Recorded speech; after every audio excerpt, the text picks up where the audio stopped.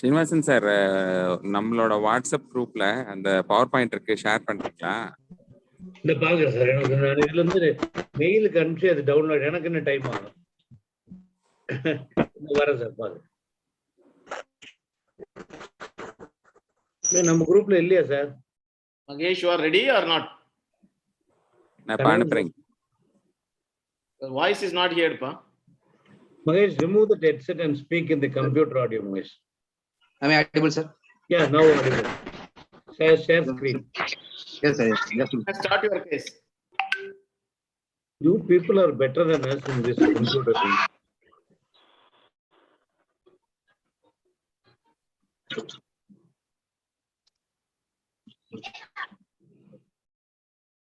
He might not have enough time to prepare. Probably he was informed only in the evening.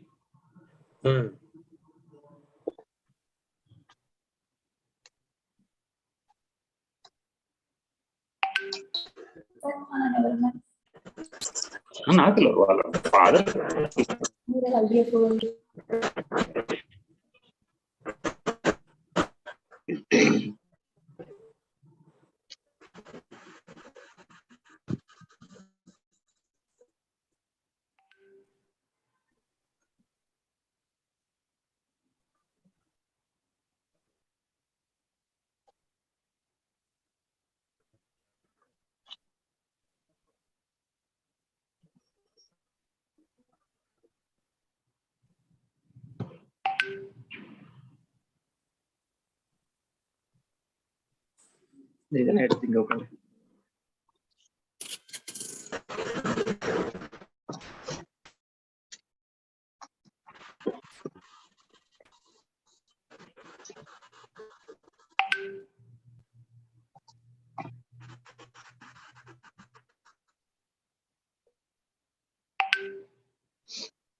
Awkward,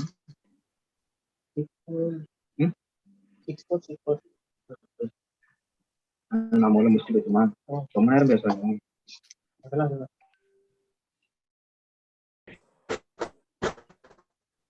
We could see Professor Vijay Bhargav, sir. Vijay Bhargav, sir, good evening. From which college are you from, sir?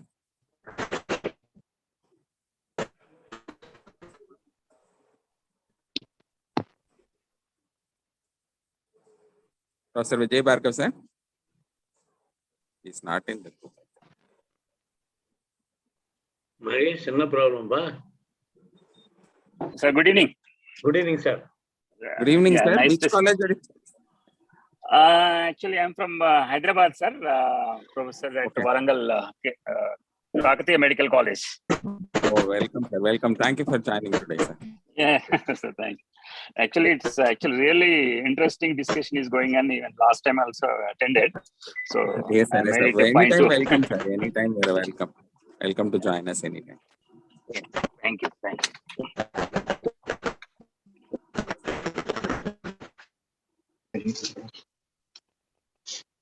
Hello, sir. Yes, Mahesh. Sir, is it visible, sir? Yes, Mahesh is visible.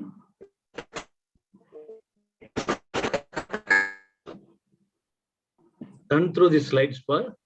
Yes. Yes.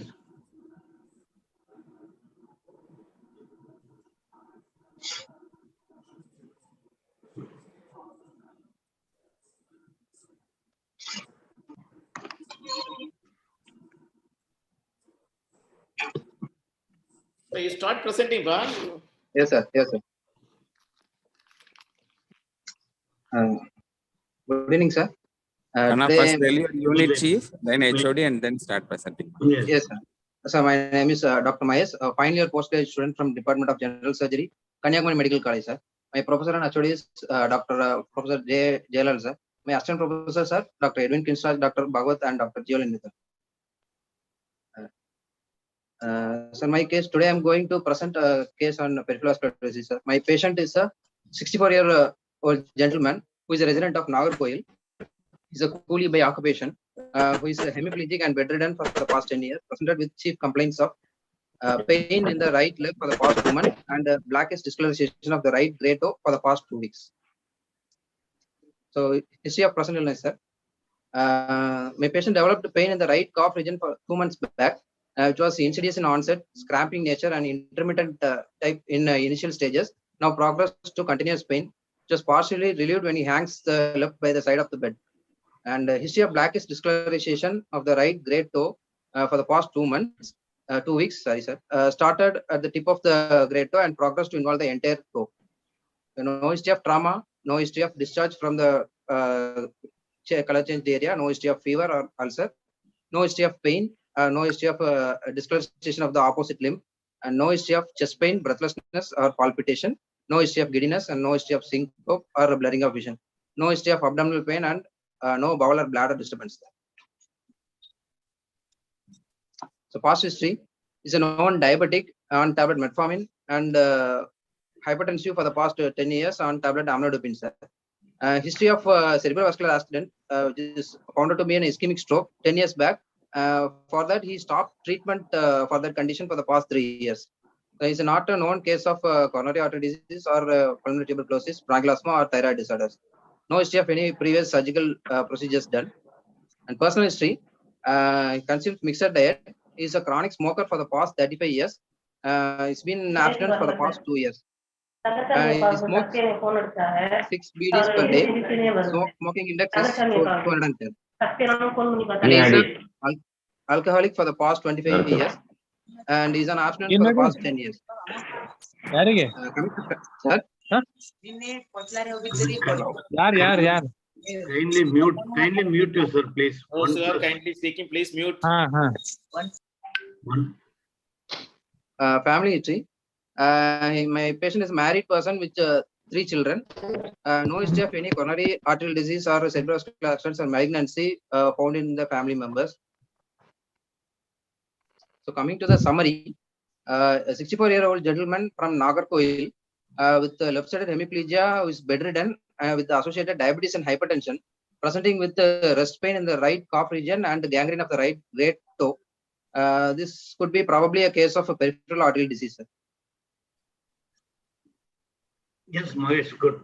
Go to your first slide. Madam Ramya, madam, you can. Yes, sir. I just. Go to the first slide. Sir. So, do you think it's a fresh case or it's an old case? It's already the patient is having some cerebrovascular accident. But this is a fresh case, sir. Only history of blackish discolorization for the past 2 weeks, sir. The patient has got some problem with the arterial problem, isn't it? Yes, that sir. is why he was bedridden. Now, for the past 2 months, he has developed peripheral arterial disease. Yes, sir. Okay. Yes, madam. Yeah, how was you said about the pain in the right leg? Can Yes, you go to the next slide, please? I know you did describe it nicely. Okay. Suppose this gentleman had developed a sudden onset pain. So what would be your concerns? Could be an emboli from the previously in atherosclerotic vessel. Could be an emboli, ma'am. Very good. So, very good. But this guy, this gentleman had an insidious onset, cramping and all that stuff. Okay. You did ask about abdominal pain. Why did you ask that? Ma'am, for this patient, I asked because of postprandial abdominal pain. Could be in ischemic superior mesenteric artery ischemia, maybe a cause. So what is that called? Postprandial? Postprandial angina. Angina. Yes. Similar to precordial angina, it is. Postprandial angina is very classical of SMA thrombosis or embolus from there. Okay, yes. Very good. Now you said no, it partially relieved when he hangs the leg by the side of the bed. So can you please explain that? Why do you think that's happening? Because when he hangs the foot by the side of the bed, ma'am, the leg is below the level of heart, ma'am. So that blood flow is somewhat increased to that area, ma'am, ischemic limb. Yeah, that's right. So it is gravity aided, maybe a little bit better flow to the distal extremity, and therefore the patient learns to hang the leg by the side of the bed, isn't it? Yes, ma'am. Okay, very good. Can you go to the next slide? So you did talk about CVA 10 years back. So your current history of no giddiness, syncope, blurring of vision, has it got any relation to that, or your new history that you're asking? Ma'am, this new history, ma'am. Actually, previously, yes, ma'am. After that episode, ma'am. Okay, so you want to see whether any other further episodes he has had of Yes, ma'am. giddiness? Any Hmm. embolic or ischemic attacks are there. Okay, in this gentleman, the history of trauma may not apply so much because he's a bedridden person, but still you have asked that, that is okay. Can you go to the next slide, please? Vinay, you didn't go home, huh?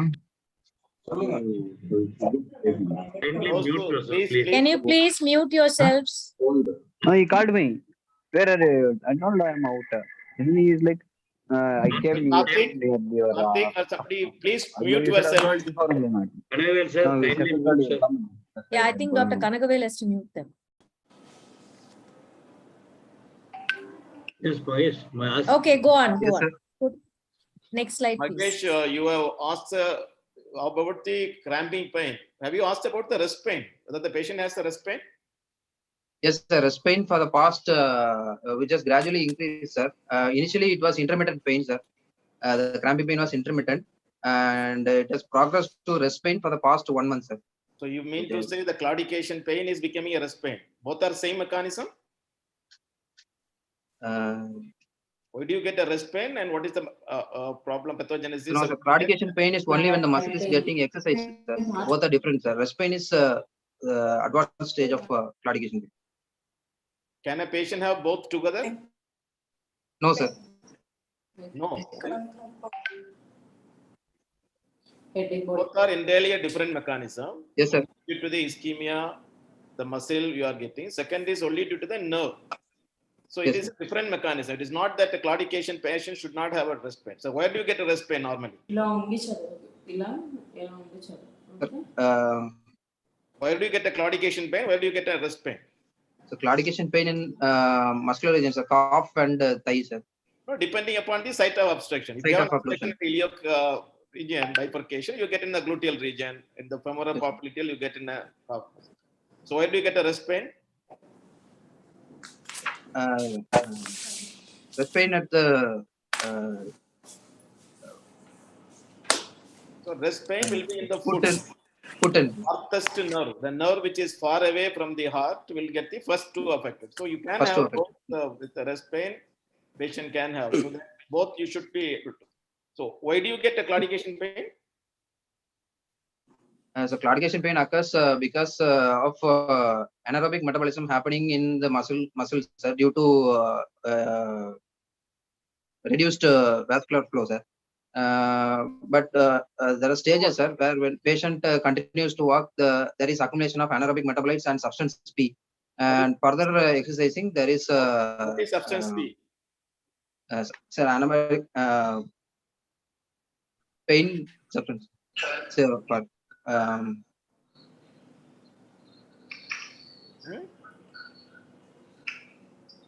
So it is a excitatory neurotransmitter, glycoprotein, along with the glutamine receptors. It acts on the nerve endings and produces. So how will you grade the claudication? So grading claudication according to Boyd's grading of claudication, sir. It's of What is Boyd's 1, 2, 3? so Boyd's. So one is patient has pain, but the pain subsides on itself, and the patient continues to walk. Subtype 2 is it has two subunits, 2A and 2B, and the patient has pain, but continues to walk. How do you know when the patient complains of the pain? Is it a venous claudication or arterial claudication? So arterial claudication is venous claudication occurs by the end of the day, sir. Arterial claudication occurs after a brief period of exercising. No, there is or no walking. way, like when you use the word claudication, the criteria is no pain at rest, pain on exercise. Pain which occurs in the exercise, whether it can occur in the daytime, it can occur in the night time. So anytime it can happen. So how will you differentiate whether it is occurring due to the venous claudication or due to the arterial claudication? So The type of pain for arterial claudication is crampy type of pain, and venous is bursting type of pain in venous claudication. Good. That is one point. Any other way? And the pain settles in a short period of time, within seconds in arterial claudication, but takes a long duration time for the venous claudication pain to settle down. What is pseudo claudication?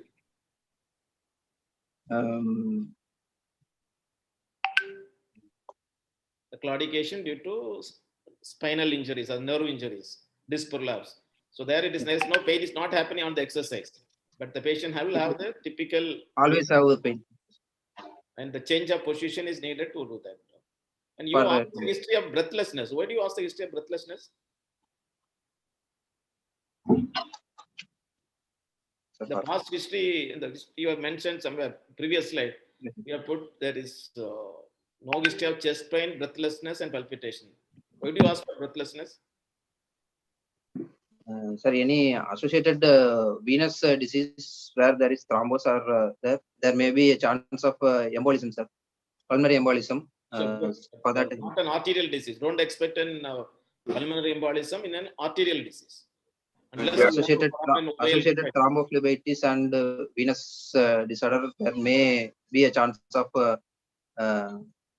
DVT also. Okay.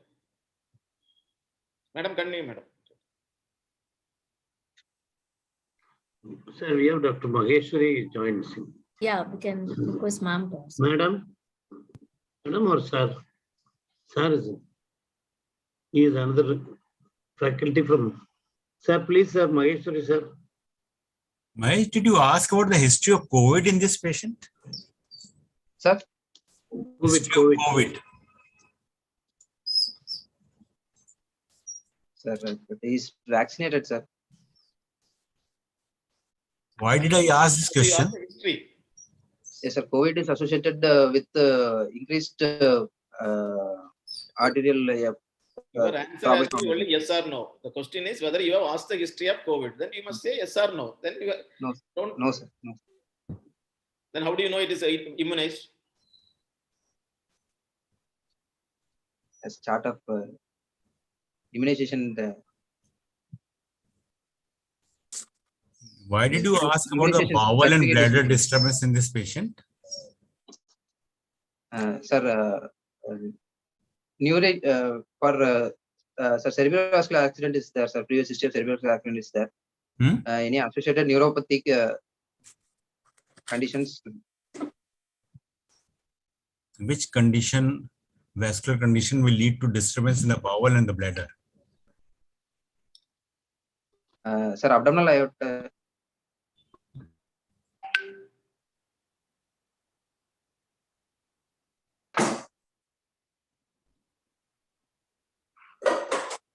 What is the age of your patient?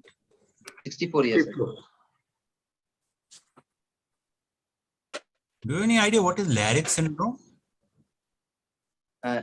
Sir, it's due to abdominal iliac component obstruction, sir, where there is buttock claudication and loss of femoral pulses and impotence is there. So if the patient has a Larynx syndrome, he can have this bladder and the bowel disturbance also, is it? The gluteal claudication is a better word, Mahesh. Yes, sir, and the gluteal muscles and thigh muscles. You said gluteal claudication is a better word than buttock claudication. Yes, sir. Sorry. Sir, Maheshwar, sir, you'd like to? I think he's not able to hear us. I think we can go on the examination now.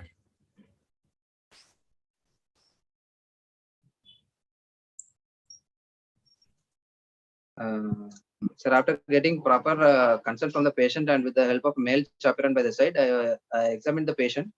On examination, the patient is conscious and oriented to time, place, and person. Is afebrile, no pallor, cyanosis, icterus, clubbing, or pedal edema, or generalized lymphadenopathy is there. The left upper limb is adducted at the shoulder and flexed and internally rotated at the elbow and flexed at the wrist joint. The left lower limb is externally rotated at the hip joint, and the patient holds the right lower limb with his right upper limb with the which is flexed at the hip and knee joints. Coming to the vitals, patient recorded the BP in the right upper limb, which is 150/70 millimeter of mercury. The pulse rate is 84 per minute in the right radial artery, which is regular and rhythm, normal volume, and vessel wall thickening is noted in the right radial artery. The respiratory rate is 15 per minute. Coming to the examination of the right lower limb, the patient is exposed from the level of umbilicus till the tip of the foot, and on inspection, the attitude of limb which was as described earlier, and it was not there is no not edematous and not erythematous. There is blackish discoloration of the right great toe extending from the tip to the base of the great toe. It was shriveled and sunken. The line of demarcation which is not well differentiated. There is no discharge from the lesion, and there is no skip lesions in the lower limb. There is a loss of hair in the right leg, and the skin is shiny. Varicosity is seen, and there is no obvious muscle wasting is found. The Burgess angle is 30 degrees, sir, and the capillary filling time is 5 seconds. So this is the foot of the patient, sir.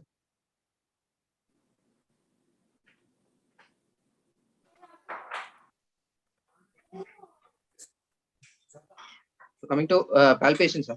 The right foot and distal 2/3 of the leg is cold to touch. There is tenderness at the base of the right great toe, just proximal to the gangrenous side. The gangrenous toe is hard, and there is no surrounding crepitus, no thrombophlebitic changes proximal to the foot. And there is the capillary refilling time is 3 seconds, and the venous filling is 2 seconds. And the midcuff circumference of the right lower limb is 24.5 centimeters in the left, and 23 centimeters in the right or the affected limb. And the systolic BP of the left ankle is 120 millimeters of mercury, whereas in the right ankle or the affected ankle is about 50 millimeters of mercury, and the ABPA is 0.33 in the right. The sensation like touch, pain, and temperatures were intact, and the reflexes were normal in the right lower limb, but was exaggerated on the left. The peripheral pulses. The superficial temporal, carotid, subclavian, and brachial, ulnar, and radial arteries were normally palpable on both sides. In the lower limb, the femoral pulse, it was normally palpable on both sides. The popliteal pulse is feeble on the right leg, and the anterior tibial, posterior tibial, and dorsalis pedis were absent in the right lower limb, whereas in the left lower limb, it was feeble from the popliteal down below. So other system examination, cardiovascular system, S1, S2 is here, no murmur, and respiratory system, normal vesicular breath sounds here, no added sounds. Abdominal examination, perabdomen is soft, not tender, no organomegaly is found. Coming to central nervous system examination, there was left hemiplegia with left upper limb spastic type of paralysis, and lower limb.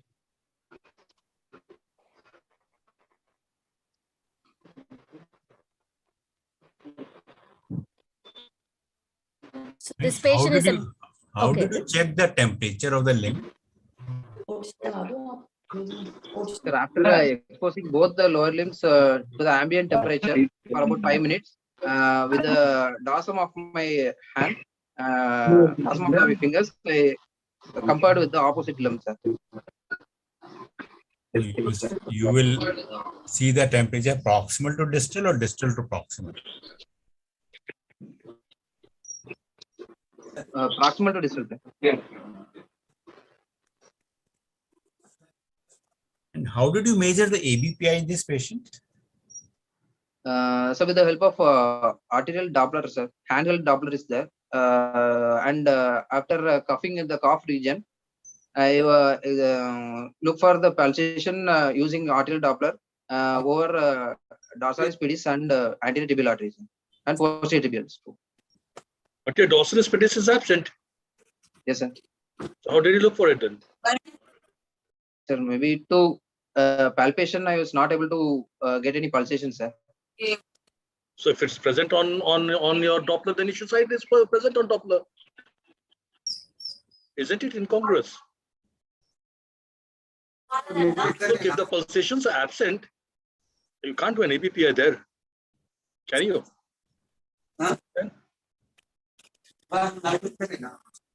So could you do it or could not do it?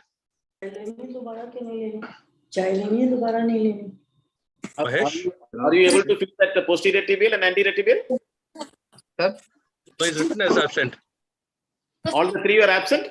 Yes. Yes, sir. So ABPI will not, you will not be able to do ABPI here. Okay. Right? Okay. A In couple of case things if I you are want not to able to do the ABPI, then what you do? Sir, segmental BP, sir. No, if you are not able to do the ABPI, At the local level, you are not able to do the ABPI. What are the other options you any have? option, any other option. What are the other investigations you can do to assess the vascular pattern of that leg clinically and your local examination? Can you go higher up? Yes, sir. Probably till. or you can go distal also, isn't? So, yes, sir. Yeah, what is that? If you go Sir, distal, toe pressure, sir. yeah, you can look for the toe pressure. Yes, sir. How much is the normal toe pressure? Sir, more than 50, sir. Less than 20 is abnormal, sir. Gangrene. Then 20 is More, yeah, more than 50, yeah. above 50. Less than 50 is there, no, then it is a. So in which case the toe pressure will be of more importance? What type of the foot it will be, where you will do the toe pressure? Especially the diabetic foot. You think of a Yes, case sir. Yes, sir. where ABP is not dependable, then what else? Calcified arteries, atherosclerosis disease, sir. In diabetic patients, toe pressure is important. In measure toe pressure. In a diabetic patient, if there is atherosclerosis, Yes, there, how much is the ABPI usually? The ABPI will be more, sir. More than 1.2, more than above 1.2, sir. If there is atherosclerosis arteries there, then ABPI will be more, sir. It will be on the higher side, yeah. Yes. Yes. Mahesh, could we go back to your examination? Have you done a peripheral examination? Yes, sir. I did, sir. You mentioned it. Yes, sir. I have forgot to mention, sir. I did. Okay, so you've not. Have you examined the spine? Yes, sir. Spine is normal, sir. Have you written it? You've not written it. Look, Mahesh, when there are two limbs, you should first say the attitude of both the limbs. Are both the limbs in the same attitude? Are they of the same length? What is the Yes, difference between the two limbs on inspection? Right? Then on palpation, you have to compare both the limbs. Is the patient mobile at all? No, sir. Only with the help of an attender, sir. He is only. So you should say that in your history, isn't it? Yes, sir. Right? Yes, sir. Yes, sir. Isn't it important? Okay. Have you examined the other cranial nerves? Does he have just hemiplegia or does he have any cranial nerve involvement? Sir, no, sir. Only hemiplegia, sir. Other cranial nerves are intact, sir. So you have to mention No that. facial palsy. No facial palsy. No, so is not you there. have to mention that, Mahesh. It's important, right? Okay. What is the power on the limbs? The power in the lower limb is 3/5, sir, and the upper limb it is spastic type, sir. Left upper limb it is spastic type of paralysis. So. So this has to come through. What about sensation? Have you mapped the sensation? What about his sensation of touch, temperature, position, Yes, sir. vibration? Touch, pain, and temperature sensation is maintained, sir. So all this Both has to come. slowly. Look, your examination is very, very insufficient. You've not mentioned all this at all, isn't it? In a peripheral vascular disease, don't look only the artery. You must look for the venous system. You have to You have to look for the nerves. You have to look for for most of it. And this guy this person is paraplegic. So obviously we were looking for other pulses, whatever his carotids, whatever his other pulses, abdominal Carotids are pulsation, normal. aortic, right? You have to mention all this. Yes. I mean, Mahesh, is this a wet gangrene or a dry gangrene? Dry gangrene. How have you described the toe? How should you describe it? You're looking at the picture. How will you classically describe this toe? Inspection and palpation. Inspection. Show the picture, please, and describe. Yeah, the picture to the right of the screen. So how will you describe this? You describe the picture, The classical. Yes, sir. There is a blackish discolorization of the right great toe from tip up to the base of the toe. And the toe is shrunken and shriveled. So it is dry, shriveled, mummified appearance. Mummified. Okay. is And there any you odor? need not say Mahesh? blackish discoloration. You just say gangrene of Gangrene. the great toe. That's it. At a PG level, no need to say blackish discoloration. Dry, Is there any shriveled, odor? mummified appearance. Why do you say the line of demarcation is not clear? Anteriorly, at least, I Because very feel clear. it is very clear, very clear. It's very clear. Only maybe in the sole of the foot, it's not so clear, but still I can see a line of demarcation. I think it's clear there also. Yeah. So when you say the line of demarcation is clear and it's not clear, what does it really mean? What does it translate into? When it's clear, only that segment of the artery is involved, ma'am. We can No. What does a line of demarcation is equivalent to? What is happening at the tissue level? You have to tell us that. There is a hyperemic granulation tissue formation. Granulation tissue, appa. It's a dead toe. How can you say granulation tissue? What is happening there? The line of What is happening at the line of demarcation? It's an area of aseptic necrosis. Aseptic necrosis, you'll have a clear line of demarcation. When will you not have a clear line of demarcation? When there is septic necrosis, ma'am, associated Superadded infection, putrefaction, wet gangrene, diabetic foot. This guy is also a diabetic. So it's very important that you describe the line of demarcation correctly. Okay. Yes. He may still be having a diabetic gangrene. Nobody is denying that. But your description from this picture should be classically dry, shriveled, mummified toe with a clear line of demarcation. That settles your diagnosis straight away. So you need not worry about it. Okay. So you should be very categorical in stating that. Thank you. Any skip lesions, Mahesh? Yes. Are there any skip lesions? No skip lesions, sir. Right. And you have to mention the odor. Odor is important because that gives you a hint whether it's wet or dry. Yes, sir. No specific water, sir. So all this thing has to come up in your examination in history. Yes, So please carry on, sir.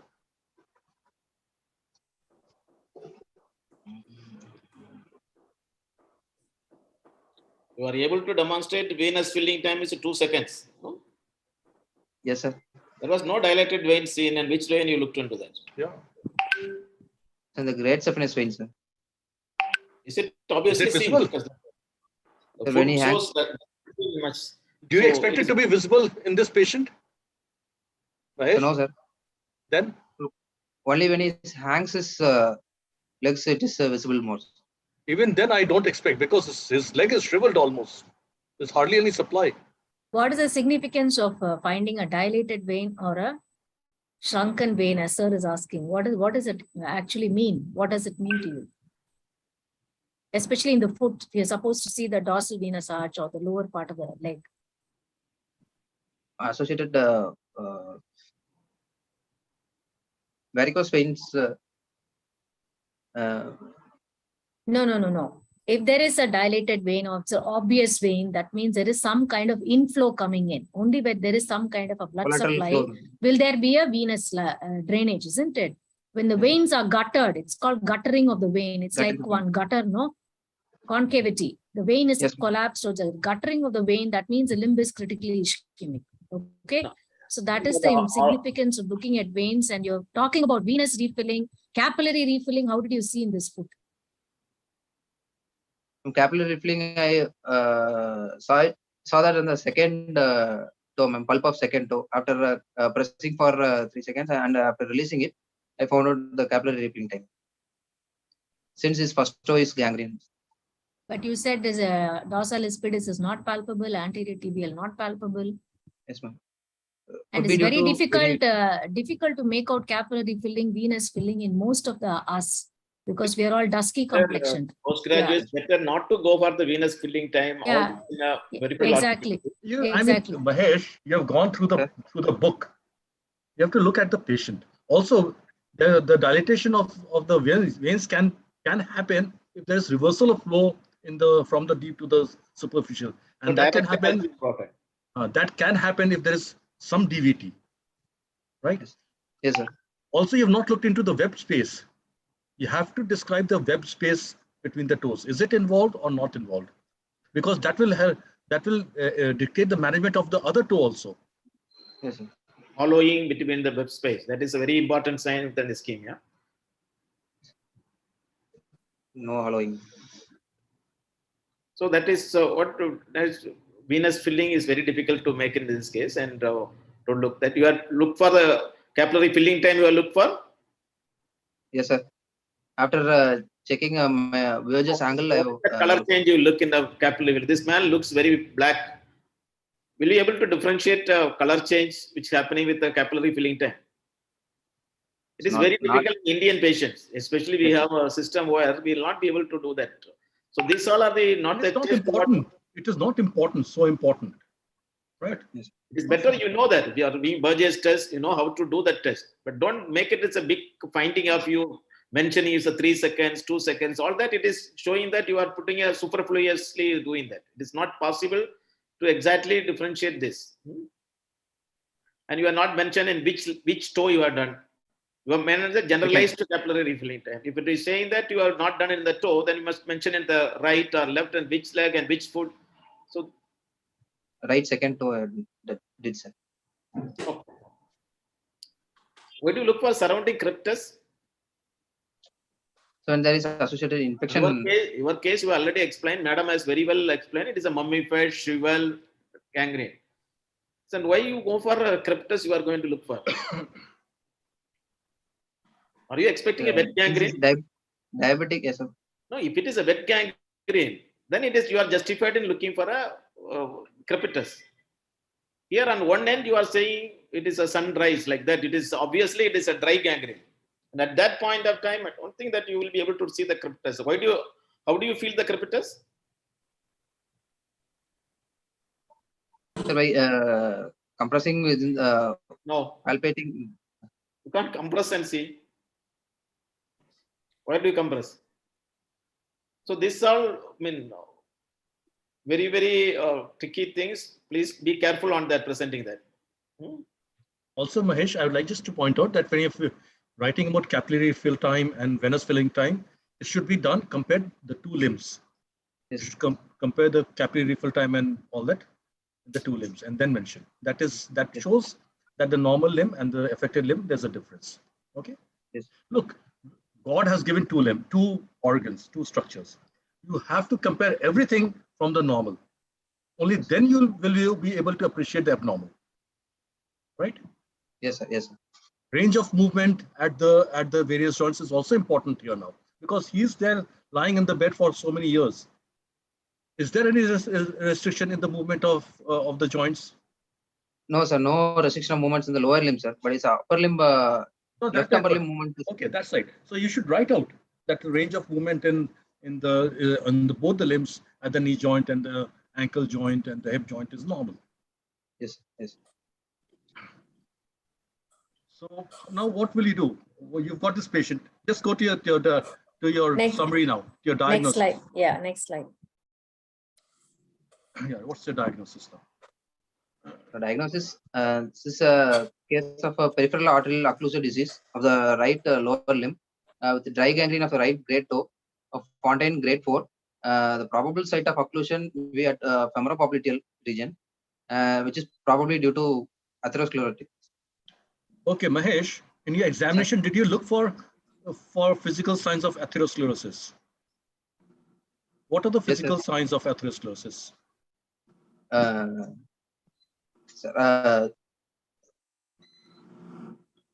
Sir, xanthoma, sir, and axillary region. Yes, sir. Okay, what And- else?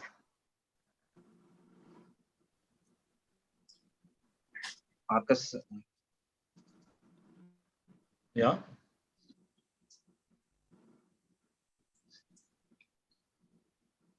Okay, you right. So Anything you've in the got arteries, when you palpate the arteries? Yeah, he Yes, did sir. mention it. You did mention Yes, sir. it, Radial right? arteries. Yes, sir. Hmm. Thickened arteries, well, sir. So that is also a sign of that, isn't it? Atherosclerosis. Yes. Did you look for the back of this patient? Does this patient Yes, have sir. a pressure Yes, sir. sore Yes, or sir. not? I examined, sir. No evidence of any bed sore is there, sir. No bed sore is there. Or spine appears to be normal, sir. Bed sore is not a good term, isn't it? Yes. what do you call that? It is called a Medical- pressure sore. No? Pressure source. Yeah. What is the other Pressure name sore. for it? Decubitus that? ulcer. Yeah, decubitus ulcer. So why So does it happen? how is it related to the vascular problem that the patient has got? Already is the vascular, it is compromised in the lower limbs, ma'am. No, If the is, only similarity bleeding. is it's just like an arterial ulcer. It's got a punched Yes. out edge, basically. Punched out edge. Decubitus ulcers. Okay. So that is the only thing that I can think of. And you did initially itself talk about pedal edema.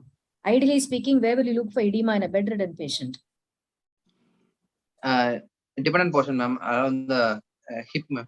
Sacrum again. You have to look for sacral Sacrum. edema in a bedridden patient. So don't Yeah. talk about pedal edema in this patient. Okay.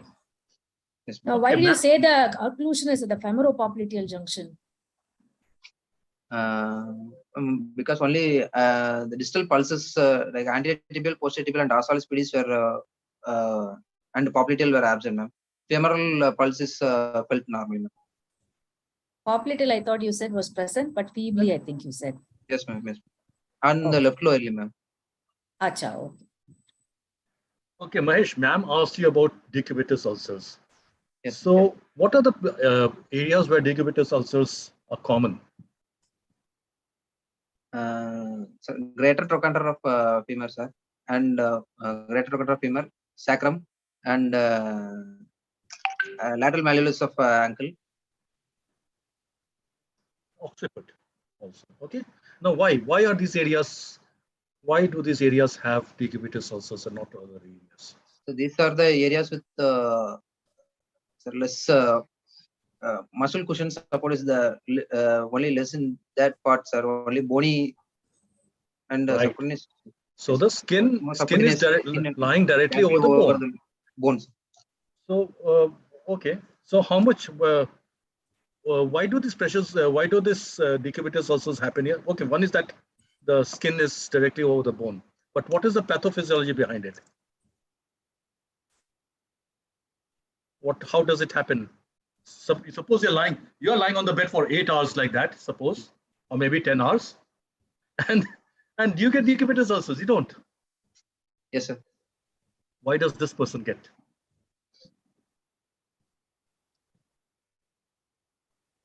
Sir, shunting. Okay, in a way, but why? What happens? How much pressure is required for decubitus to happen? So What's more the than arterial pressure, sir. No, not arterial. Arterial is very high. You mean 120 milligram, more than 140 milligrams of pressure? What is the pressure which at the capillary pressure? Because the exchange happens at the capillary, doesn't it? Yes, sir. 7. It is 30 millimeters of mercury. 30. So if the pressure is more than 30, the capillaries are pressed and there is no exchange. There's no exchange. And it has to happen for a prolonged time, right? For a normal person, he's changing the posture all the time, isn't it? That's Yes, why sir. you ask this, how do you prevent decubitus? You ask them to change the posture every half an hour. Question every afternoon. Every half an hour, isn't it? Yes. Yes, So sir. if we are also lying like a log after a hard day's work for a long time, you can also get it. But Another thing is that the nutrition in these patients are very poor. The other comorbid factors, Yes, right? sir. So that's Yes. why. Does your patient has got the critical limb ischemia or not? Yes, sir. He's already got gangrene, sir. How do you define the critical limb ischemia? What are the various points to Yes, say the patient has a critical limb ischemia? The critical limb ischemia is any rest pain not settling with more than 2 weeks of analgesic, and where the ankle pressure is less than 50 millimeter of mercury and toe pressure is less than 20 millimeter of mercury. And if there is any ulceration or gangrenous changes. So which classification of the Fontaine or Rutherford you will use here? How will your case will fit into what? In Fontaine, what is that? Rutherford, what is the stage? In Fontaine, it's grade 4, sir, and in Rutherford, it's grade 5, sir. What is the grade 5? With minor tissue losses, sir. So it is a chronic limb ischemia or acute limb ischemia? So chronic limb ischemia, sir. So chronic limb ischemia, Rutherford 5 or Fontaine Rutherford 4. 5. With the rest pain, I mean, we have a critical limb ischemia. This patient is having a critical limb ischemia. Yes.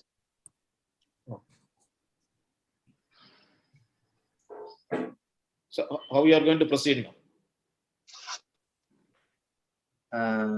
So my patient is already a known CV, sir, on he's got limb ischemia. So I go with confirming the diagnosis with the Doppler scan to know the site and extent of the lesion. And if it is inconclusive, then I would go for arteriography study, sir.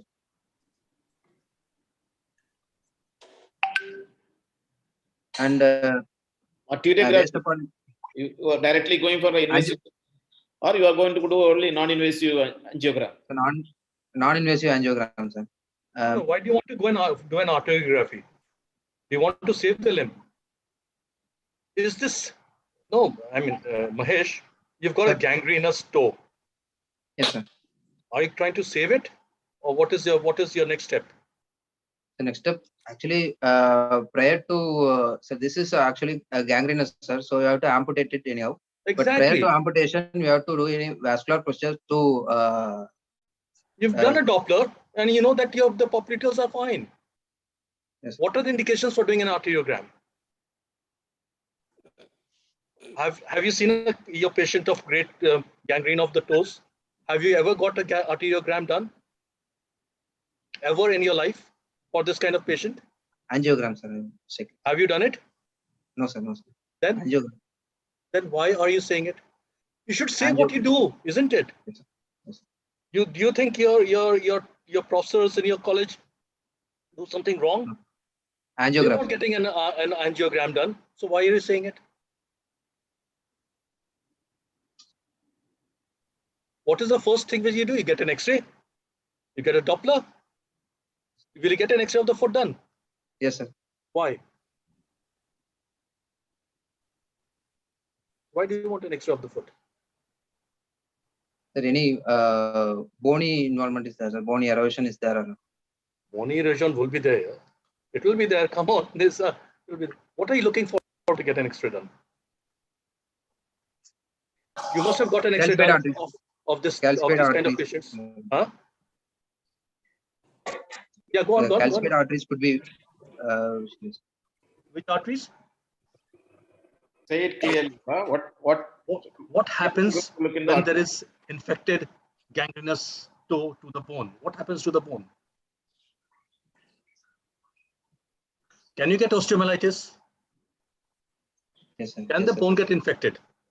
Yes, sir.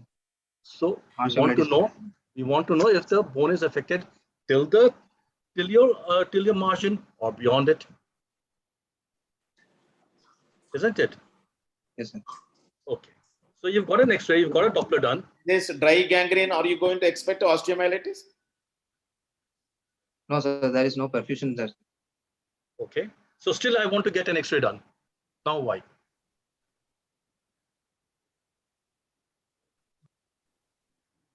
You said something earlier. Can you see an arterial wall or arterial anything? Atherosclerotic vessels, calcified arteries could be seen. No, what is the purpose of you doing a CT angiogram? And what is the idea? Other than Doppler, what you can learn from doing a CT? Site and extent of the occlusion and nature of occlusion, and you can see a run-in and run-off sign. What is the importance of knowing a run-in and run-off? Sir, in order, if you want to do any bypass procedures, this is very important, sir. If there is multiple occlusions, then bypass is unfruitful, sir. Oh, so it's a run-off should be good to do that. So how will you classify if you do a CT in that femoral popliteal junction? How do you stage that? What is task criteria? Task 2 guidelines. Task guidelines is transatlantic inter-society consensus, sir. According to that, for my case, it's a femoral popliteal occlusion, sir. So according to that, it's divided into 4 types, sir. Type A lesions where there is only single occlusion of less than 5 centimeter. 10 centimeter. 10 centimeter. Not 5, 10 centimeter. 10 centimeter. Type A lesion. Type A lesions, sir. And type B lesions. That is stenosis. Look, there are 2 things. There's one is stenosis, yes, other is stenosis. occlusion. Yes, sir. Stenosis Type A, there is stenosis centimeter. and occlusion. So if stenosis, it is less than 10 centimeters. If it occlusion is less than 5 centimeters. Right. What is type B lesions, knowing whether it is a B, or D? Why do you want to know that? so that we can decide on what type of surgery or technique we are going to do, sir. Either endovascular surgeries or direct surgeries over the arteries, sir. So what are the cases that are optimal for doing endovascular surgery? So for type A and B lesions, you can do for go for endovascular surgery, sir. For C and D, direct artery surgery. For D, for some cases we can go with direct arterial surgery, sir. What are the endovascular surgeries available? For endovascular surgeries, sir. Endovascular procedure. What are things available? Sir, angioplasty, sir. Percutaneous angioplasty, transcutaneous angioplasty, PTA is there, sir. Balloon angioplasty or stent. We can use stents, and there is a technique called endarterectomy is there, sir, where we can remove the entire thrombus with some part of intima and media. We can do that. Okay, Mahesh. So in this patient, let's talk about this patient. You've done an X-ray. You've done a Doppler. Yes. What next now? Sir, checking Doppler, to go for CT angiogram, sir. Why are you going for a CT angiography in this patient? What are the indications for doing a CT angiogram? Your patient is paraplegic, Yes, sir. hemiplegic. Yes, sir. He's 64. He's Yes, not sir. mobile Yes, sir. on his own. He's bedridden. Why do you want a CT angio?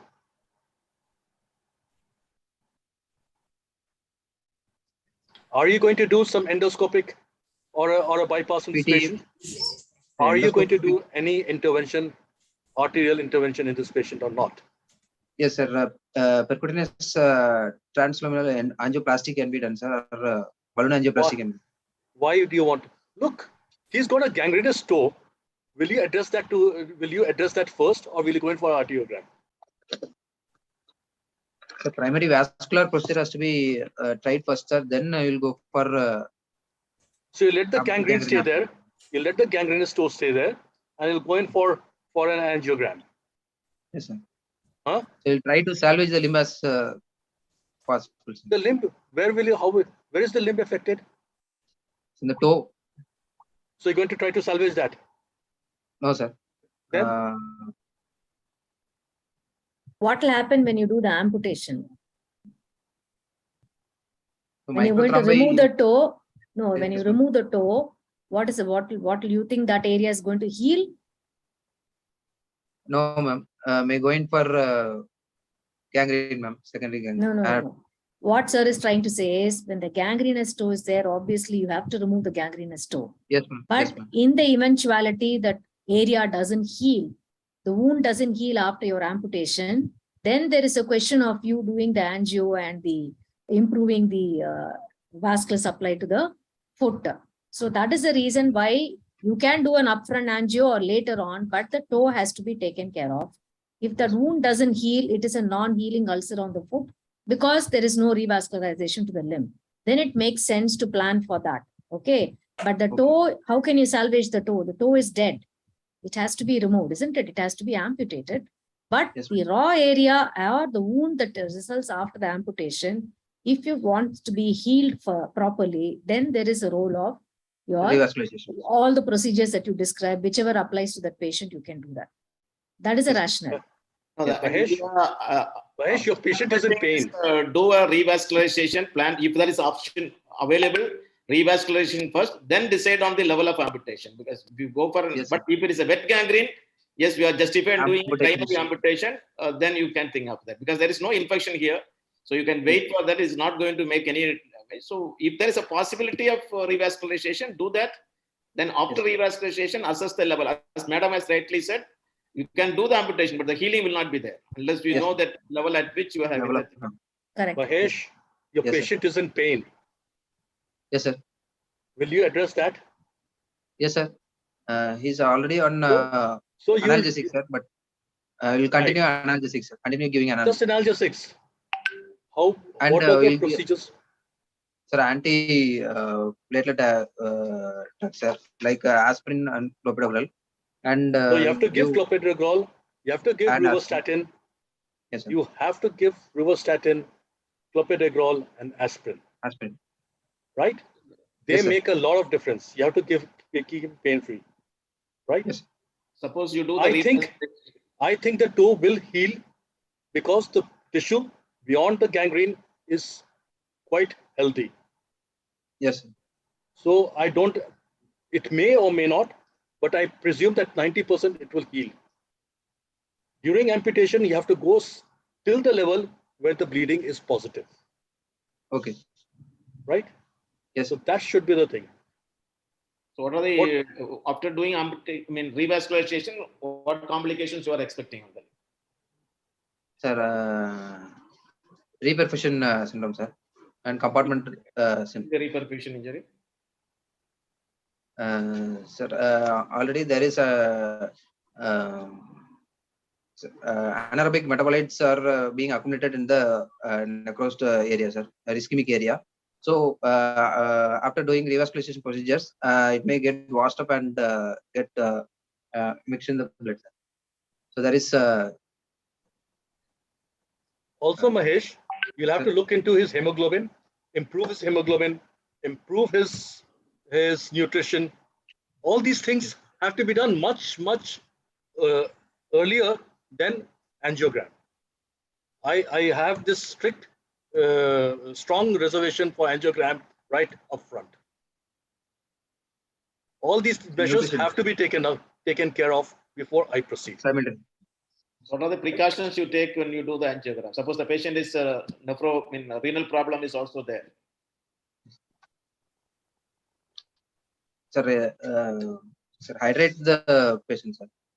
Angiogram, before doing angiogram, you have to hydrate the patient adequately, and you have to check urea creatinine values, and then after angiogram, then also you have to hydrate him adequately. So if you have the urea creatinine level is high, you have any other option other than CT angiogram? Sir, MR angio can be done, sir. Gadolinium is also magnetic resonance. MR gadolinium is also nephrotoxic. Gadolinium is not nephrotoxic. Use that gadolinium. Gadolinium contrast. You can only use an carbon dioxide MR angiogram. So it is not the gadolinium. You have to use the carbon dioxide, which will easily diffuse. Within 5 minutes, it will get diffused into that. But you have to take that. So you have to do that. Costly. Mahesh, you have heard of angiosomes? What are angiosomes? Sir, angiosomes are sir, the part of the food which is being supplied by individual nerves, sir. No, they are dermatomes. They are dermatomes which are supplied by the nerves, right? And the angiosomes which are supplied by the vessels. Yes, sir. Involving So you have the grade 2 entire- which is involved. So which angiosomes, which vessels do you think is involved here?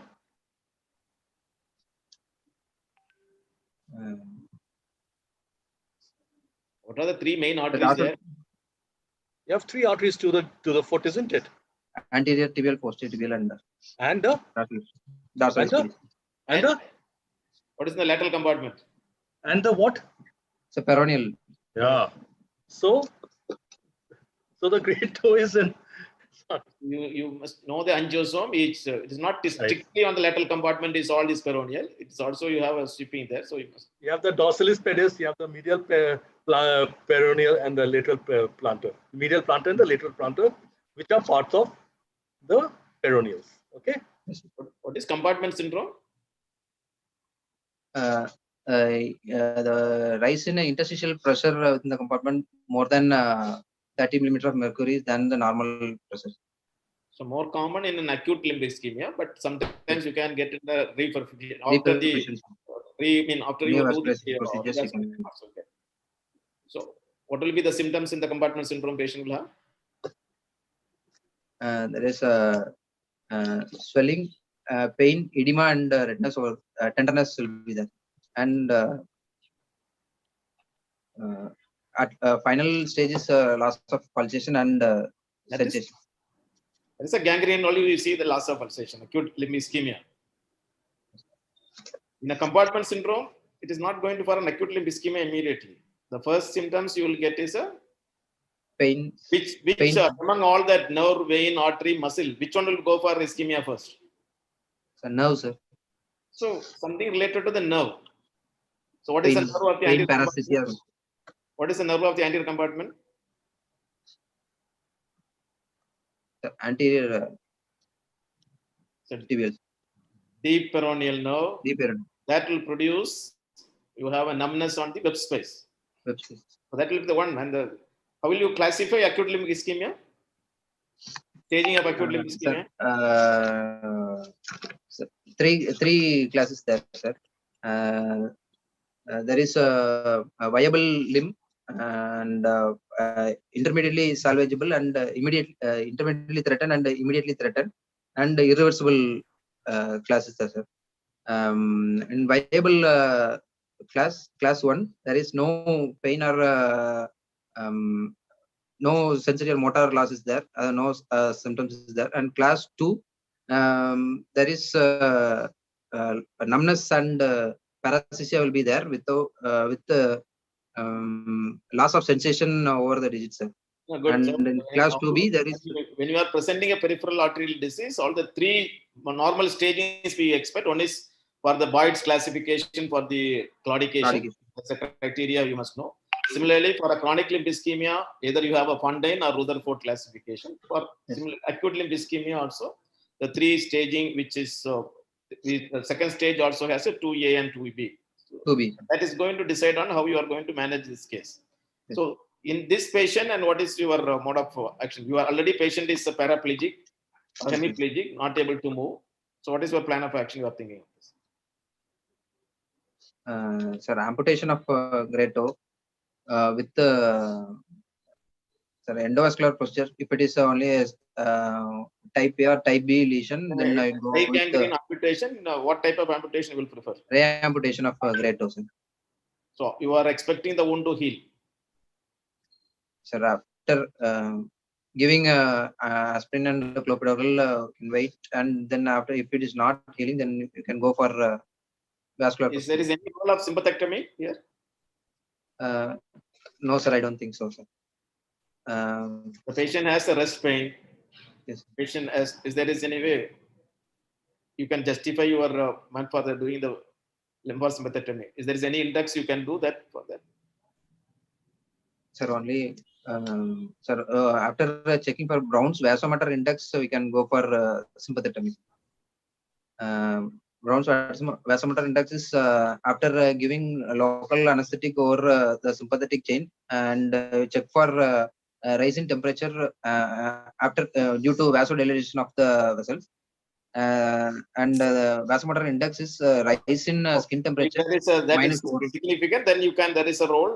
Yes, sir. If it is more than 3.5, there is the sympathectomy will be effective. You have an option that you can do the revascularization. What revascularization you will prefer? You have going for endovascular or? Sorry, endovascular procedure, sir. May go in for either short segment, either balloon angioplasty, or you can go for removal of the thrombus using a Darmia basket, or you can use a stent. The lesion is in a C and D grade. It is task criteria says it is more than 15 centimeter C. You can only do the bypass. Bypass. So what bypass you will prefer?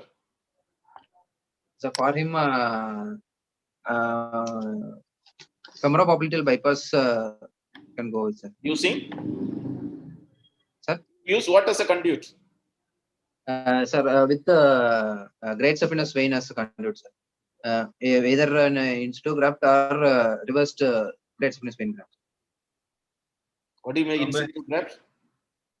Sir, in situ graft is the vein is not transposed.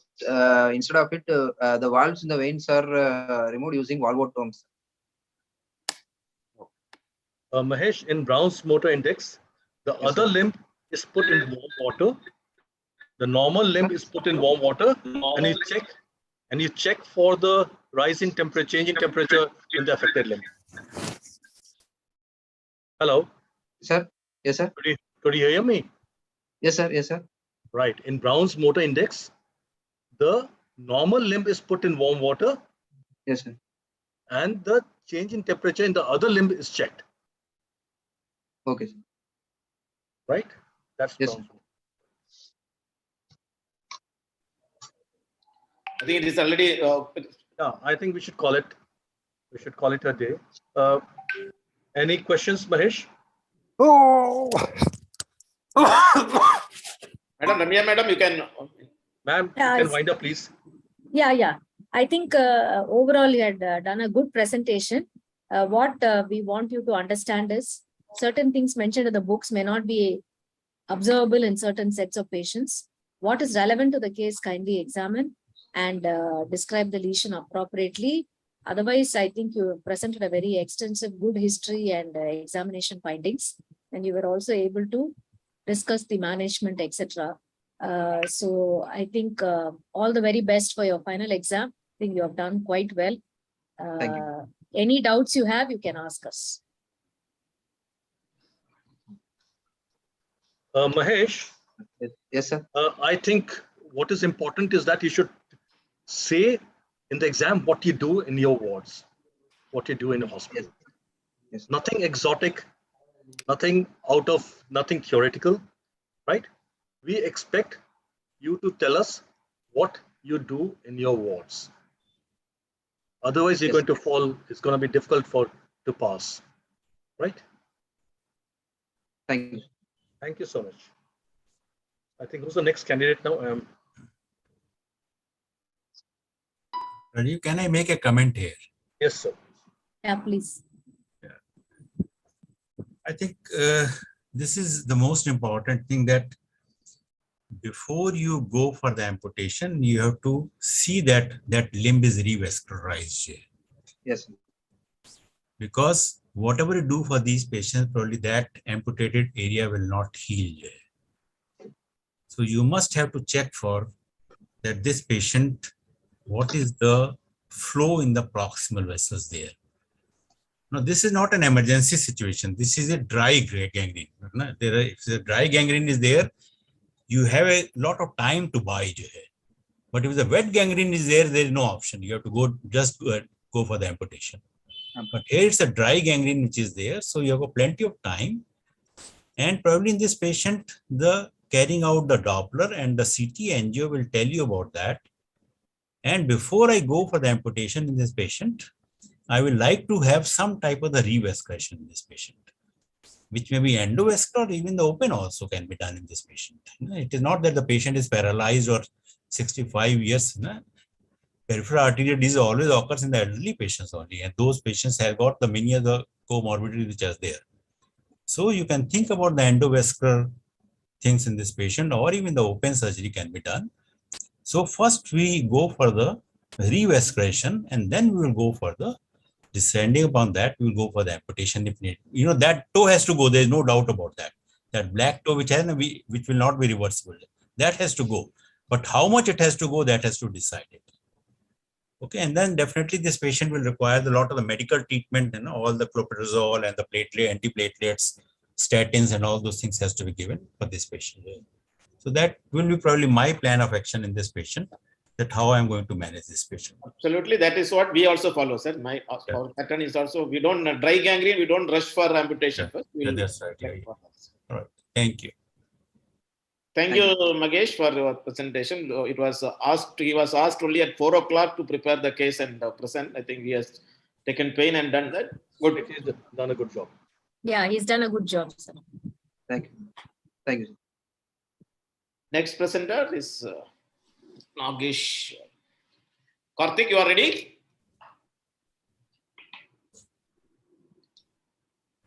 Dr. Karthik? We are able to see your screen, but not voice. Yes, sir. I'm ready, sir. Yeah, please go ahead. Introduce your chief and then you can go ahead. Good evening, everyone. I'm Dr. Nageshwaran from Madurai Medical College. My chief is Professor Dr. B. Selvaraj, MS DCH from Madurai Medical College. Today, I'm presenting a case on right iliac fossa mass. You can make it a full screen. Huh? Yes, sir.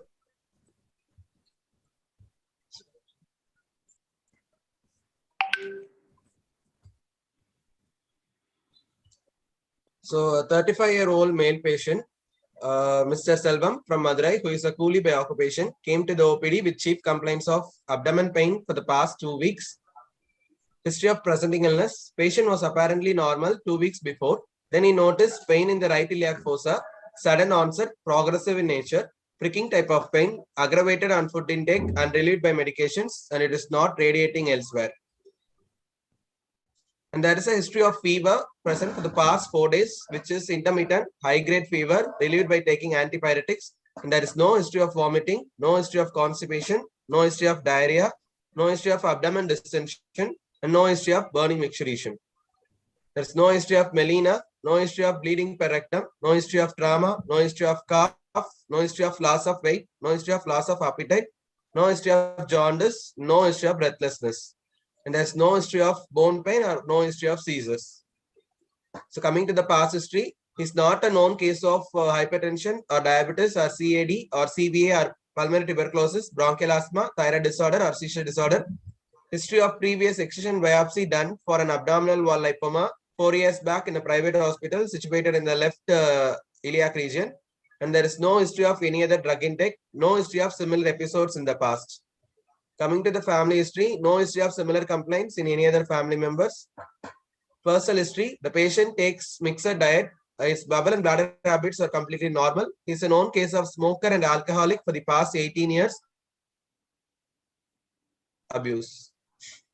Coming to general examination. On examination, patient is conscious, oriented. Wait. There will be some questions on history. Yes.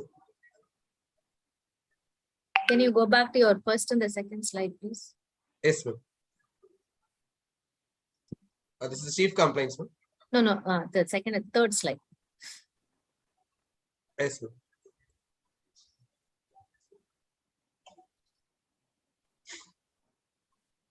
So the duration is 2 weeks, is it? Yes, ma'am. Okay, next part. Move your slide. Yes. Are you asking trauma, loss of weight, loss of appetite, jaundice, breathlessness? So what is the relationship? Patient is presenting with an abdomen pain and fever, ma'am. If there is any history of trauma to the abdomen followed by any abscess formation or collection, it can lead to fever. To rule out abdomen pain. It's pretty remote, pa. As a PG, I don't think you need to talk about trauma and all in a patient with the right iliac fossa pain. Okay. Okay. Yes, And ma'am. what is the significance of loss of weight, loss of appetite, jaundice, breathlessness, seizures? What is the definition of loss of weight? If Why have you the asked patient that? is Definition the of loss. patient is supposed to have any malignant condition like No, no, CAC what come, is- he may be having loss of weight or loss of appetite. Oh. If it is The a definition of tuberculous loss of abdomen, weight. he Karthik, may, what do you mean by Sir? loss of weight? Definition, sir is Uh, asking. significant loss of weight is 10% of the loss of body weight within the last 6 months, sir. But your history is only for 2 weeks. Your patient is presenting for the Yes. acute case. Whenever you are presenting an Yes, acute sir. case, then please don't talk about all those things in a PG level. Talking about Yes, sir. appetite, weight. So the appetite may be due to the fever, but the way you are presenting is like a chronic case you are presenting. And you said that's Yes, a sir. 2 weeks of pain, then just only for the last 4 days there is a fever. Fever, yes, sir. So how will you explain that? What is the reason for that Uh, pain and what is the reason for this fever? Fever could be an acute appendicitis episode, sir. Pain maybe due to acute appendicitis episode. Followed that, Original- patient may No, original pain is due to?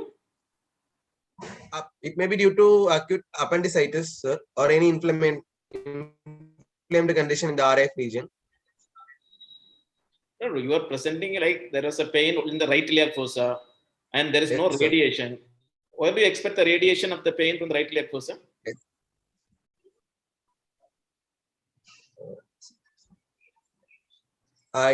Appendicular pain may be initially starting in the umbilical region, then it may be migrating towards the That is, you are not talking about migrating pain at all. You are not talking, suddenly you are saying there is a pain in the right iliac fossa, it is not radiating. That means you are expecting that pain to radiate. What do you mean if by radiation of pain? it may be due to an ureteric calculus. What If it will is due to happen? an ureteric calculus or a renal pain, it may be radiating towards the right testis. It will not radiate. It is not due to radiation again there. Radiation is the disease is progressing. It is nothing to do with the nerve. You can have a Yes, referred sir. pain is different and the radiation of pain is different. What is Murphy's triad? Murphy's triad, there will be migratory pain, vomiting, and fever seen in acute appendicitis, sir. Why do you get migratory pain in appendicitis? It is due to the dermatomal origin of umbilicus and Please understand, you are talking about the visceral pain. There is no dermatome there. We don't talk about dermatome. There is a word which is a misunderstanding, and again you are using that word. What is mean by referred pain? Here it is not a referred pain, migratory pain. Why do you get the migration of the pain? The initial pain is a because visceral umbilicus pain, and the which will never have a Yes, local sir. location. As the disease progresses, when Yes, the sir. vital peritoneum is involved, it is a skeletal pain. It will be localized and comes to the right iliac fossa. So you must be very clear in understanding that. And please don't put just because you are presenting melena, loss of weight, loss of appetite. You are talking about right iliac fossa pain. And what is the relations of foot? Have you said there is a it has some relation to the foot intake? How will you explain that? Previous slide. Yes, sir. In the previous slide, it said aggravated on foot intake. The pain aggravated. No, how will you explain? You Yes, are sir. thinking it's an appendicitis. Yes, sir. If the patient is not on unilateral and if he is taking any food or normal bowel habits, there may be dilatation of the bowel and inflammation may worsen leading to pains. So how much time it take the foot you take to reach the appendix? It will take more than 2 hours, sir. Then how will you say that on foot intake the pain is aggravated? You can say that any movement aggravates, that is understandable. The foot aggravation, we are talking only for a stomach because directly it is going there, or it takes the duodenum when it takes up to the 4 hours. So when you are presenting small things, we need to be a little more careful on that. Yes, sir. And how will you say it is not a colicky pain? There is no history of vomiting, significant vomiting or nausea, sir. So what are the Murphy's triad includes what? Migratory pain, fever, and vomiting. Then you are saying that it's not only colicky pain will have vomiting? To rule out colicky pains. No. Vomiting is not a feature to decide whether it is a colicky pain or a inflammatory pain. Both in inflammatory pain and colicky pain, you can get vomiting. Why do you get vomiting in colicky pain? Yes, sir. Why do you get vomiting in colicky pain? When a bubble or a hollow viscous gets compressed, there will be activation of parasympathetic system leading even to in uretary colic, you can get a vomiting. Yes, even in uretary colic also, sir. So that is not due to compression. Due to activation of the parasympathetic system. Reflux pyloric spasm, you are getting a vomiting. So when you are presenting a case, yes, please, don't just try to fit it into your diagnosis, but say what exactly you will ask in the patient and how will you be explaining the patient the nature of the things. Yes, sir. What type of fever he has? He has an intermittent high-grade fever, sir, relieved by antibiotics, and there is no significant rise in temperature in the evening, sir. So a patient who has 2 weeks pain, suddenly after last 4 days has a fever. So what still you think it is an appendicitis or anything else?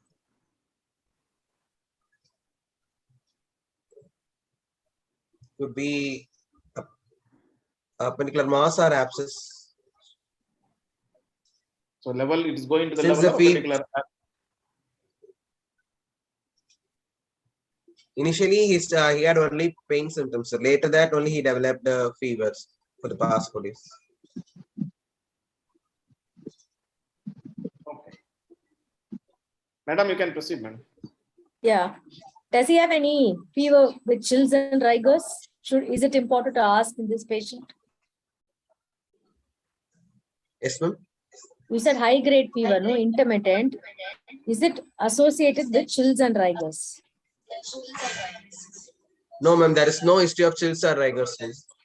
So why is it important to ask that question in this patient?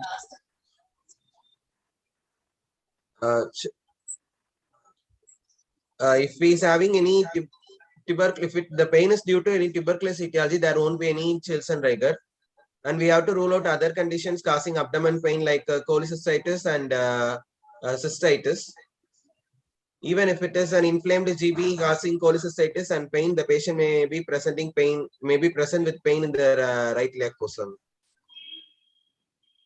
Basically, you should worry about a urinary colic, as you rightly said, and a urinary tract infection. Okay, so yes, they may have some chills and rigors. Cholecystitis, because pain is in the right iliac fossa, unlikely to be cholecystitis. Yes. And tuberculosis pain also will not be in the right iliac fossa. What type of typical pain you get in a tuberculosis? Or maybe. Where do you get the pain? If the patient is having a subacute obstruction due to ileitis or ilio-TB forming mass, there may be pain due to obstruction. So colicky pain will be present. Oh, that is a different. When you say TB abdomen, it is mostly the central colicky pain. It's not a pain which you are getting in the right iliac fossa pain. Yes. Chronic central pain you are going to get. So each pain is very important because you already said there has a notice the pain in the right iliac fossa. Yes. Right iliac fossa. Is a male or female? Is it? It's a male, sir, 35-year-old male, sir. So other than appendicitis, what other possibilities you will think? It can be an ureteric calculus, ileocecal TB, or CAC-cum. So 35-year male with the fever, you are expecting a CAC-cum is the least possibility. No, so that's a last possibility. First probable diagnosis could be appendicitis forming a with mass formations. Or an urinary calculus causing pain and vomiting. But since he is having fever, I'll choose more towards appendicitis. That should not be the reason, because urinary colic can also have a urinary tract infection with fever. Severe fever. So, You can even septic. yeah, high fever. Yeah. So that should not be the rationale. But you can say that patient with a urinary The patient colic develops UTI, cystitis, they he should may have be developed. having. Yeah, but then he is having pain for 2 weeks, only for the last 4 days. So unlikely it's a UTI or urinary colic. It won't last for 2 weeks. So that's why you should say it may be appendicitis. Yes, ma'am.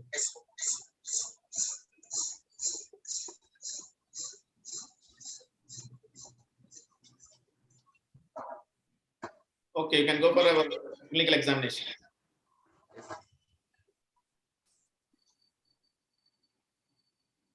Examination. On examination, patient is conscious, oriented, afebrile at present, moderately built and nourished. Hydration is fair hydration. There's no pallor, no icteric, no cyanosis, no clubbing, no pedal edema, and no generalized lymphadenopathy. His vitals is afebrile at present. His pulse rate is 1 or 2 beats per minute, regular, normal in volume, no specific character. And his blood pressure is 100/70 millimeters of mercury in left upper limb in sitting posture. And his saturation is 96% in room air. So coming to the abdomen examination, inspection, after getting proper consent from the patient. You say the patient is afebrile, but the pulse is 1 or 2. Any significance on that? Patient may be having dehydration, sir, induce tachycardia, but pain may also cause tachycardia, sir. He may be tachycardia may be due to RF pain, and he may be afebrile because of taking the antipyretics. So he is in acute condition. Acute abdomen may cause tachycardia. Sir. When an acute abdomen patient comes to you with a 1 or 2 beats, what it informs to you? Is it a normal, or you will take it just a fever is not there, so I will not be serious on that? Is it alarms you, or when the patient you are seeing 1 or 2 pulse rate in the patient with an acute abdomen? Okay. Yes, sir. For appendicitis, pulse rate forms a main factor whether the suicide is conservative or on surgical management, sir. So pulse rate forms an important alarming factor, sir. So you decide based on the pulse rate whether you to do a surgery or not to do a surgery for appendicitis.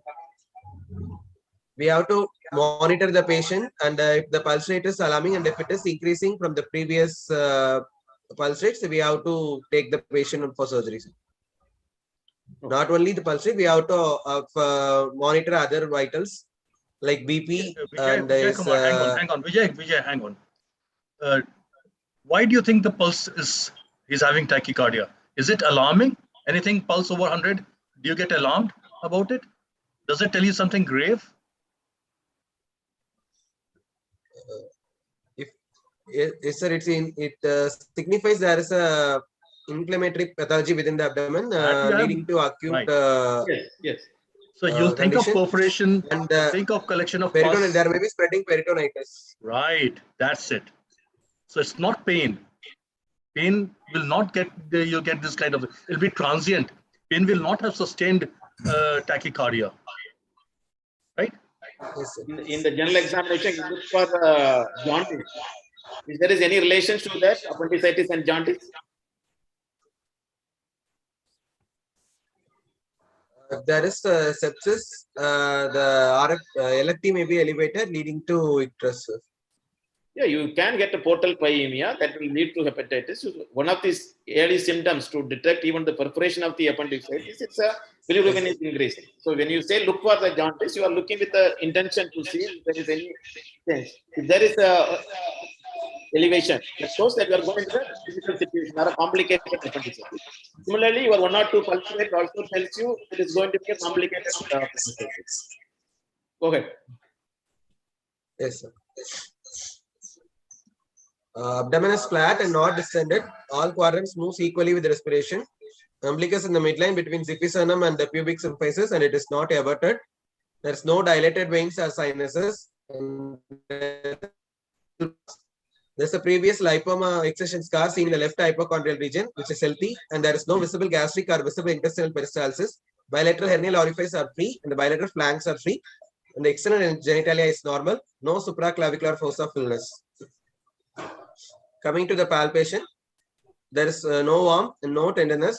An irregular shaped mass of size 4 × 3 cm located in the right iliac fossa, extending 8 cm below the right costal margin, 5 cm above the right inguinal ligament, and 3 cm from the midline. Plane of the swelling, it is situated intra-abdominal, firm in consistency, irregular in shape. It has well-defined borders and it is not mobile. There's no supraclavicular lymphadenopathy and no inguinal lymphadenopathy, no hepatomegaly or splenomegaly. And on percussion, tympanic note is heard over the mass, and the percussion over the rest part of loin is resonant. And on auscultation, normal vowel sounds are heard. There's no bruit or abnormal venous hum. And on perrectal examination, there is no external skin tag or fistula. Tone is normal. The mucosa is normal. There's no palpable mass, and the normal fecal staining is present. Other system examination. And cardiovascular system, S1, S2 present, no murmur. Respiratory system, bilateral aortic present, no added sounds. And CNS, no focal neurological deficit. And in spine, there is no tenderness.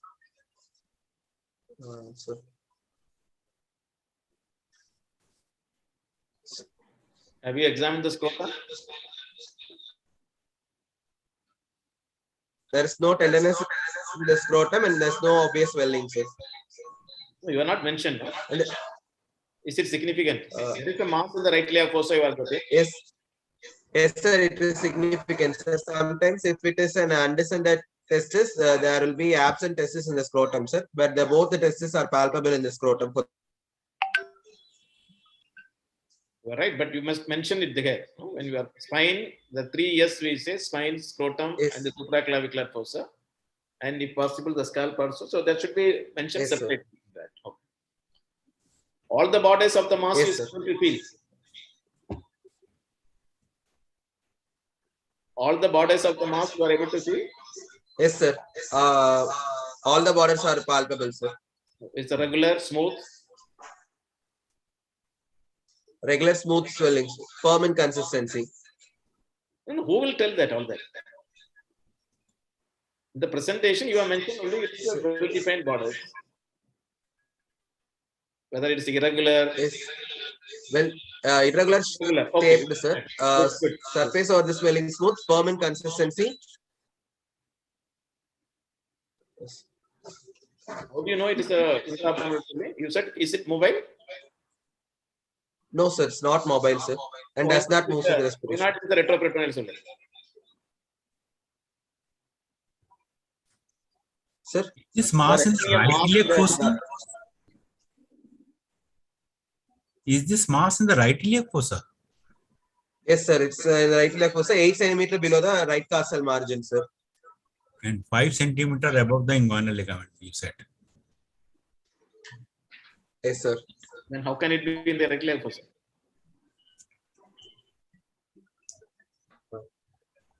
Look, in the junction of right hypochondrium and right iliac fossa region, sir. And this mass is 3 cm from the midline. Yes, sir. So it is only lying the medial border is 3 cm from the midline. So you get the right iliac fossa 3 cm from the midline. What is the width of the right rectus muscle? Rectus muscle, it will be around 3 to 4 centimeters on the right side and on the left side. Is it a throughout the same diameter? In that area, how much will be the width? At the level of the what you are telling? Width will be more in the umbilical region, sir. So your mass is not only in the right iliac fossa, it is in the lumbar region, probably also in the umbilical region also. Okay, so once there is a mass in the lumbar region is there, you have not told anything whether it is a bimanually palpable lump or not, whether it is a palpable lump or not. You have not told anything about the renal angles.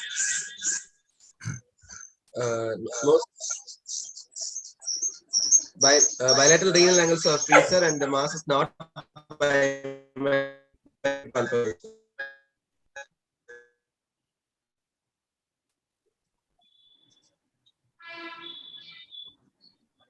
Why have you commented on the inguinal lymphadenopathy? If it is a malignant condition of the bowel or inflamed condition like mesenteric adenitis, there may be associated multiple adenopathy. And to look for generalized lymphopathy, I also examined the inguinal nodes. The only reason you will look for is when you're suspecting a lymphoma. Okay? Only when you're thinking it's a lymphoma, you worry about generalized lymphadenopathy, inguinal lymphadenopathy. Otherwise, for an intra-abdominal mass, I don't think you should talk about inguinal lymphadenopathy and invite all these questions. Supraclavicular also is too much for this patient because it's an acute event, but there is a mass. So, okay, maybe you are justified in asking that. But definitely don't mention inguinal lymphadenopathy unless the inguinal nodes are palpable. Then don't mention.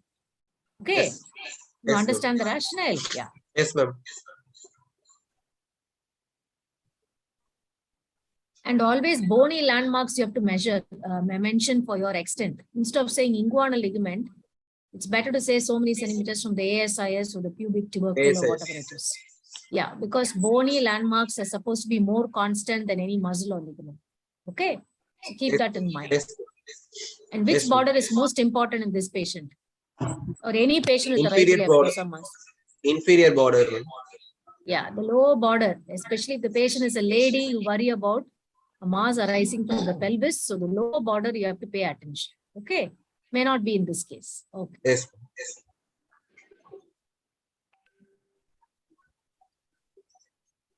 Yeah, proceed.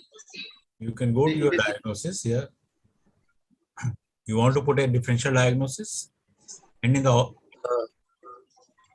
did you check the fluid in the abdomen or not? Is there any fluid in the abdomen or not? You have not mentioned anything about the fluid in the abdomen, is it? Percussion over the loin is resonant, sir. There is no dullness, and there is no free or lock-lated fluid collections within the abdomen. Karthi, you are using two phones. That is why there is echo is coming. There is a two. That is why I was wondering why the echo is there. It's possible use only one. Yeah, log out of the other device.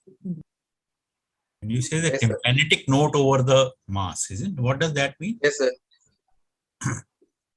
It signifies that it arises from any hollow viscous. But it is a firm mass, fixed mass, not moving mass. Is it a firm to hard mass? It is a non-mobile mass, solid mass, and then you are saying the tympanic note over that. So you mean the tympanic note means the band of colonic resonance over that? No, sir. You know what is band of colonic resonance? I said if the mass is larger, when the transverse colon crosses over the mass, there will be band of colonic resonance over the particular area, and that can be felt with the percussion. In which condition you get the band of colonic resonance? Which mass you get the band of colonic resonance? It's in CA, CCAM or CA ascending colon. Band of colonic resonance in CA ascending colon. CA CCAM. No, it is not there. It is band of colonic resonance is a normal bowel loop which is coming in front of the renal lump. Okay, when you say this term as the band of colonic resonance, this suggests that there is underlying a renal mass is there. Yes, sir. Okay, not the colonic mass.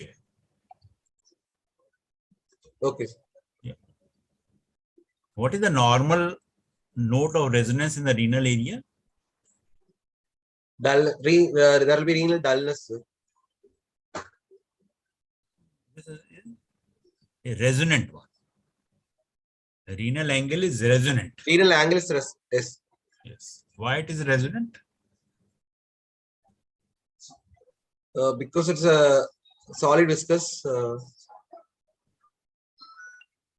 Similar to liver or spleen, that resonance over solid viscous is percussion over the solid viscous is resonance. No, renal angle I'm asking.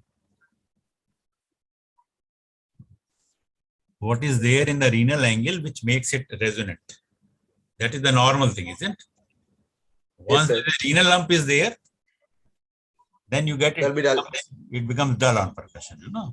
But why it is resonant? Yes, sir. The reason because of? So I just mentioned it sometime back. Because the colon there, you know? On the right side, the ascending colon, left side is the descending colon is there because of that. And the same colon shifts anteriorly. And that gives the band of colon. Yes, but it is, you know, only in about 10% cases you can demonstrate that. Okay. Okay, sir. Right. Okay, so go again to your diagnosis now. So it is a case of right iliac fossa mass, probably an appendicular mass. The only diagnosis you want to keep here as appendicular? So the points favors towards appendicular mass rather than an ileocecal TB or CAC concept, because he's an younger age group with a shorter history of time and painful, having a fever history, and so it suits more favor of appendicular mass than without any symptoms of obstruction. And here you have written the diagnosis, isn't it? Okay, here what you should write at this point? What you should write at this point? No, you have written the diagnosis, isn't it? Yes, yes, sir. So what you should write here? Diagnosis or something else? Probably Provisional differential diagnosis. Provisional diagnosis. Provisional diagnosis. Provisional diagnosis, yes, and then there will be differential diagnosis. Yes, sir. Have you given the list of differential diagnosis here? No. No, sir. Provisional diagnosis. Do the next slide showing that or not? No, sir. No, okay. So you have to keep in this patient at least 2 or 3 differential diagnoses. Yes, sir. Okay. And usually the lump which is there in the right iliac fossa and in that area is, okay, usually it is either appendicular mass or it is ileocecal tuberculosis or it's the carcinoma. Yes, usually sir. Between these 3, you know, there may be so many other differential diagnoses may be there. Yes, sir. Okay. So what are you going to do for this patient? How will you are going to make a diagnosis? First of all, I will go with routine blood investigations like hemoglobin, total count, let's make a diagnosis in this patient. To confirm the diagnosis, we have to take, we start with the ultrasonogram of the abdomen to look for appendicitis, acute appendicitis, appendicular mass or abscess formation, X-ray erect abdomen with the X-ray chest to look for if there is any features of obstruction like air fluid levels or why X-ray abdomen? X-ray abdomen. What are the X-ray finding on the plain X-ray in case of appendicitis? Tell what are the various findings. There may be dilated bubble loops within the area of RAF, sir. And if the patient is having symptoms of obstruction, there may be air fluid levels with the proximal level, proximal small bubble levels. There are so many other findings on the plain X-ray, even a simple case of appendicitis. What happens to the Schwarz shadow? What can happen to the Schwarz shadow? There may be loss of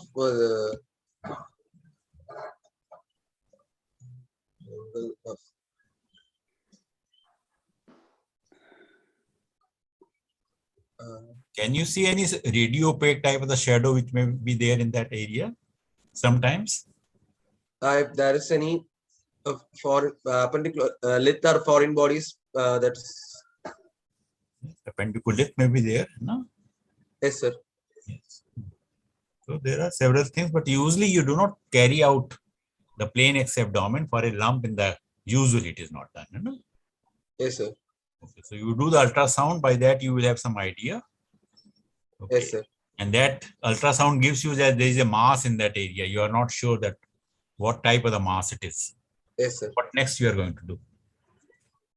If we are not getting clear picture within the ultrasonogram, we can proceed with the CCT abdomen or and barium meal follow through studies.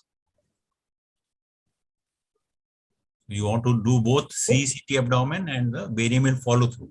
Why barium meal follow through? You said it's an appendicular mass, right? Yes. If in this patient, what are you going to do is the question. In this patient, CCT abdomen can be done. Can be done, or will you want to do it? Yes, ma'am. If first we have to confirm, we have to do ultrasonogram abdomen first, ma'am. Following that, we can do CCT abdomen.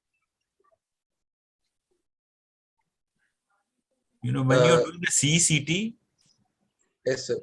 What are the various dyes which are given? We can give rectal contrast or IV contrast And oral contrast. So what dyes are given usually? What is the chemical composition or name of the dye? That's what sir is asking, I think.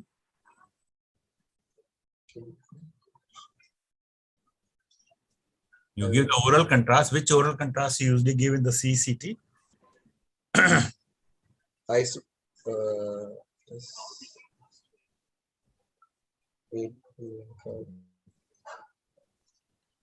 a very one of the commonly done test. No, you must be very. Yes.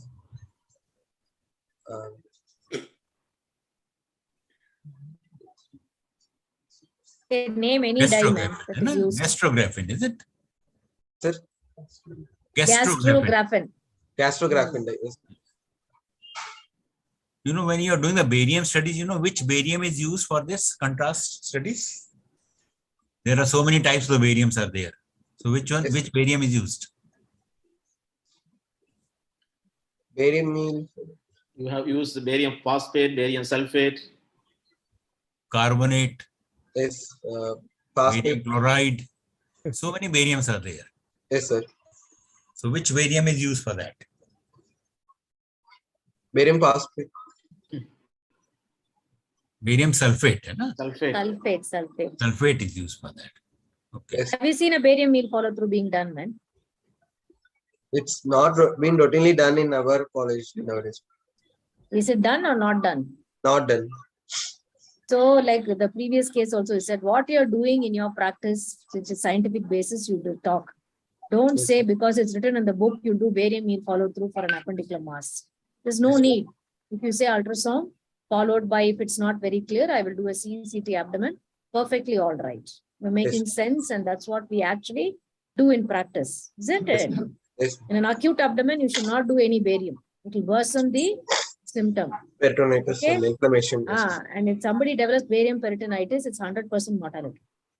Yes. So don't say things that are not done in your institute because scientifically it is not useful. Stick to what you are doing every day. But when you're saying CT scan, you should know what dye is used, what are the routes that is used, what are the complications you expect, how to check the renal function before giving it. Sir was asking, no, suppose creatinine is high, but still you need to do a CT abdomen. So how will you go about it? We have to first hydrate the patient with the proper That fluids. and all we have done. We have hydrated, man. Still creatinine is high. It's 2.2. What will you do? Start soda bicarbonate infusion. And, so get a nephrologist opinion. Okay, they may ask you to start on a substance called N-acetylcysteine. And then explain the risk of worsening renal failure to the patient and the attenders. If you are willing, then with the risk taken and the sign taken, then you proceed CCT because you are convinced that is going to give you absolutely vital information that is going to change the management of the patient. Otherwise, you don't do CCT for tamasha. Okay, you're doing it so that it helps you manage the patient. So what are the things that you look for in the CECT abdomen that will help you diagnose whatever? If there is any mass formation, we have to look for the extent of the mass and whether it is included, whether small bowel clumps and are included within that, and till which level of the large bowel it is ascending. If there is any free fluid or nodes, and we have to. CT, you will be able to get all the details of the intestine. Yeah.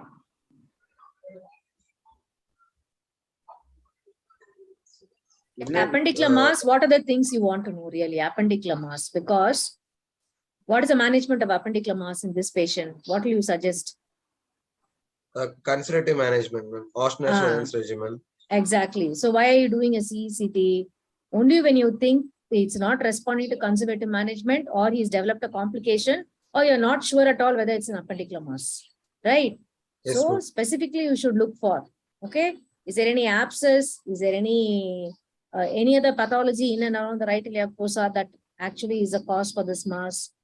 Retroperitoneal structures, all that CT will help you. Yes. Okay, colon, small Yes. bowel, definitely you'll be able to see.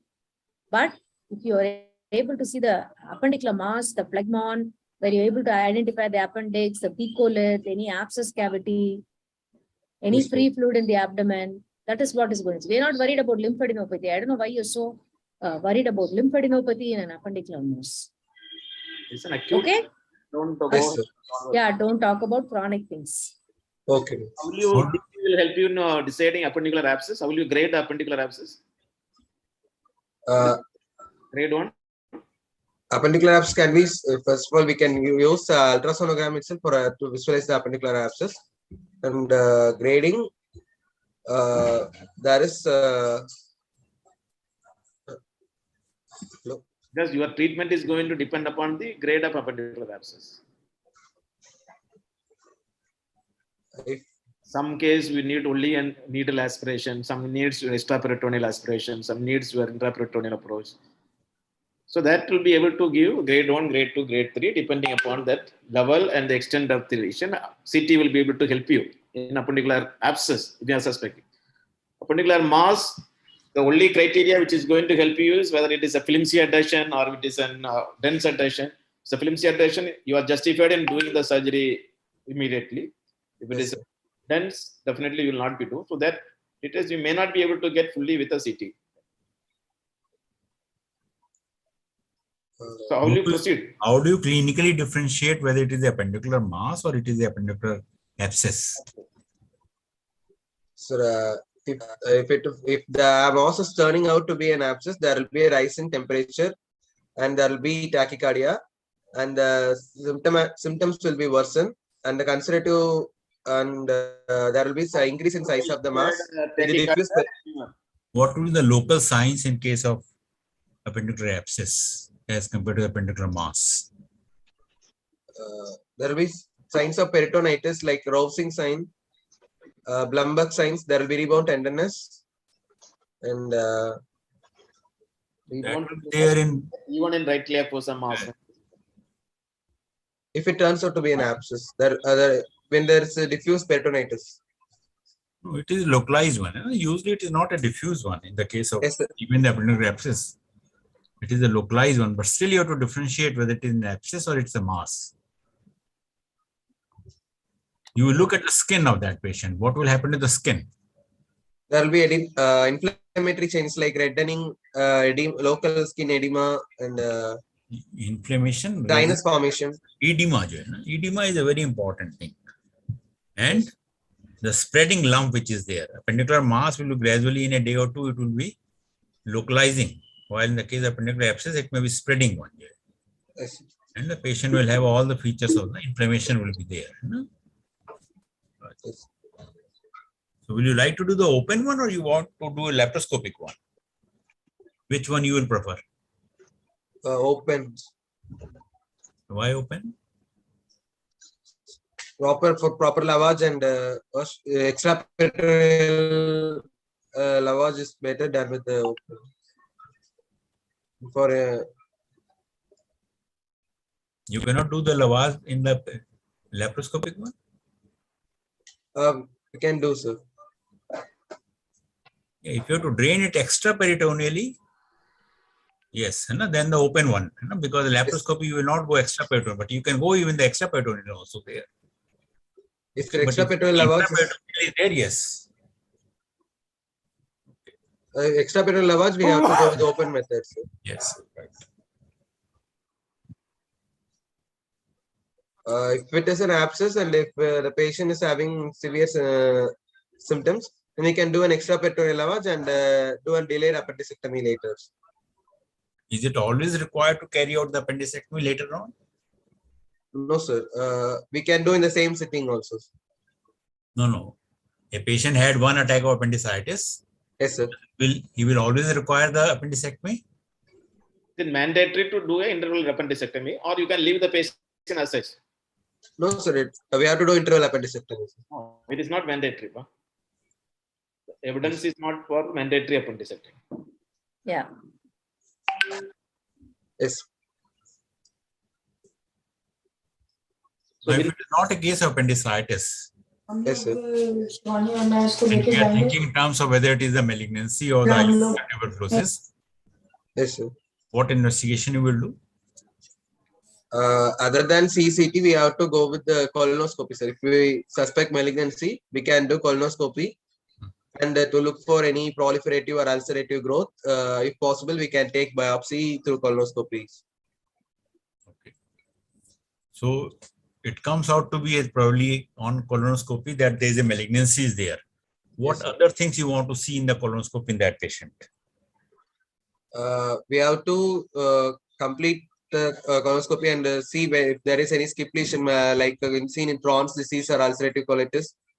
We have to see any other concomitant lesions in the large bowel or small bowel, and then we can proceed, sir. You see the small bowel in the colonoscopy? Yeah. Not in the little terminal ileum, sir. You can do the terminal ileoscopy with Yes, the sir. colonoscope, but not the whole of the small bowel. Not yes, sir. If you want to see the small bowel, which endoscopy is done? Capsule endoscopy or which, but those things are not done in our. One is the capsule endoscopy. Anything else?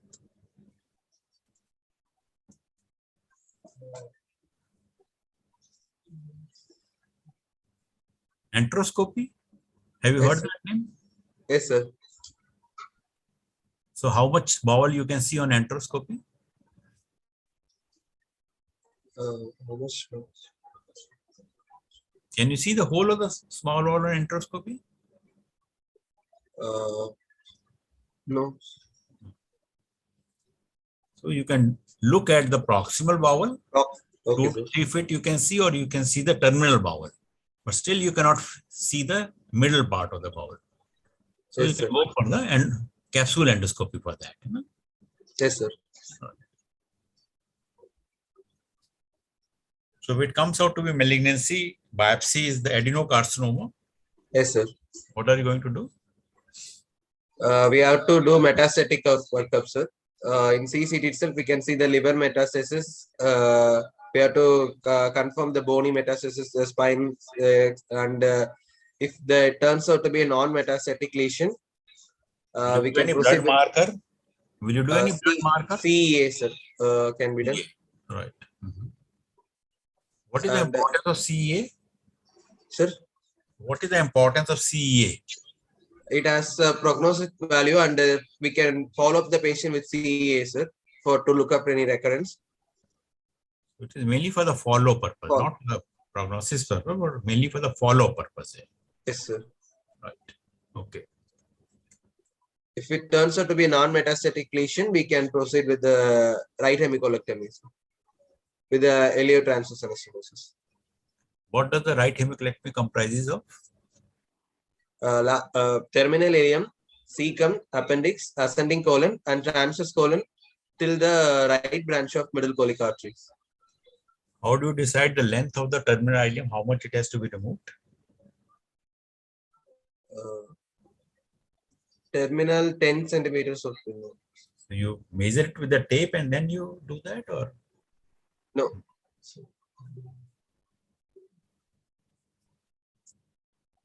So how do you decide? that how much the terminal ileum has to go.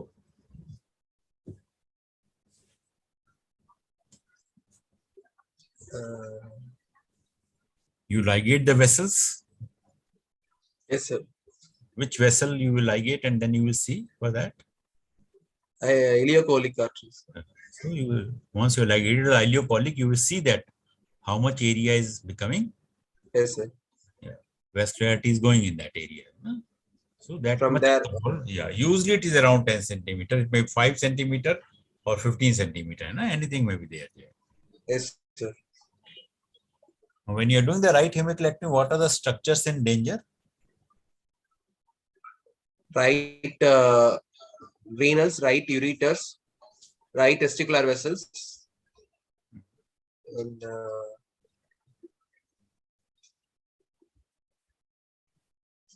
right renal vessels, duodenum, C loop of duodenum, and gallbladder. Yeah, no, usually mainly 3 structures. Yes. Duodenum, ureter, Yes. and the gonadal vessels. Right? Yes. Now you have done this operation, and post-operatively, the patient is afebrile. What we were discussing about what Dr. Lal was discussing, afebrile, but the patient is having the tachycardia. So you came in the rounds and you find the patient is having the tachycardia, but the patient is not febrile. Okay, what does that mean? If we have done any ileotransverse anastomosis, we can suspect any anastomosis leak. On first day? No, first day. No, sir. Yeah, you came in the evening, morning you're done. It may be due to hemorrhage and the patient may be in shock. Hemorrhage, so that is the most important thing. Yes, sir. So patient may have the tachycardia, but the patient may not be febrile. Okay. And then later on, the patient may have the anastomotic leak may be there. Yes, sir. Can a patient of sepsis may have temperature normal or low? If he's having any immunocompromised condition, there may be he may be afebrile. Patient may be. So if you look at the definition of the sepsis which is there, so temperature may be either high or even it may be low temperature. Either, yes, sir. Either of the two things may be there. Okay. Dr. Ramya, you want to ask anything? That's fine, sir. Surgery, what surgery you will do, Karthik? So for this patient, I like to offer conservative management, sir. Keeping the patient in Auschwitz Ahrens regimen and monitoring his vitals, BP, temperature, pulse rate. He is continuously having the pulse rate is high. If there is any increase in size of the mass and with increasing pulse rate, we have to proceed for surgery. If we after opening, if we found abscess, if it is converted into abscess, we have to drain the abscess, and we can do delayed appendicectomy. So what is the contraindication doing appendicectomy at that moment? When there is an abscess? If there is dense adhesions and if the mass cannot be separated. That is different. When there's a dense adhesion of this, you said there is an abscess, you are draining it. And you are able to, if you are able to see the appendix, you can remove that. Yes, sir. There is no need that only you have to go for a interval delayed. You are done appendicectomy, the biopsy comes as a carcinoid tumor. Yes, sir. What do you do? If the carcinoid is located at the tip of the appendix, appendicectomy is enough, sir. If it is more than 2 centimeters situated at the base of the appendix, we have to proceed with right hemicolectomy. Okay. Any questions you have?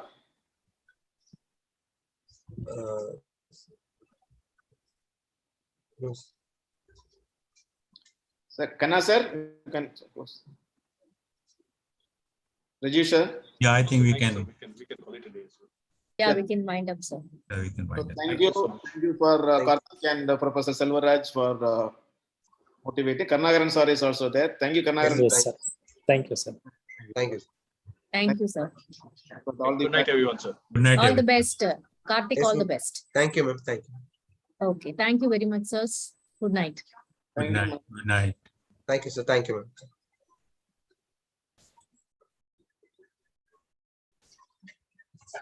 ma'am.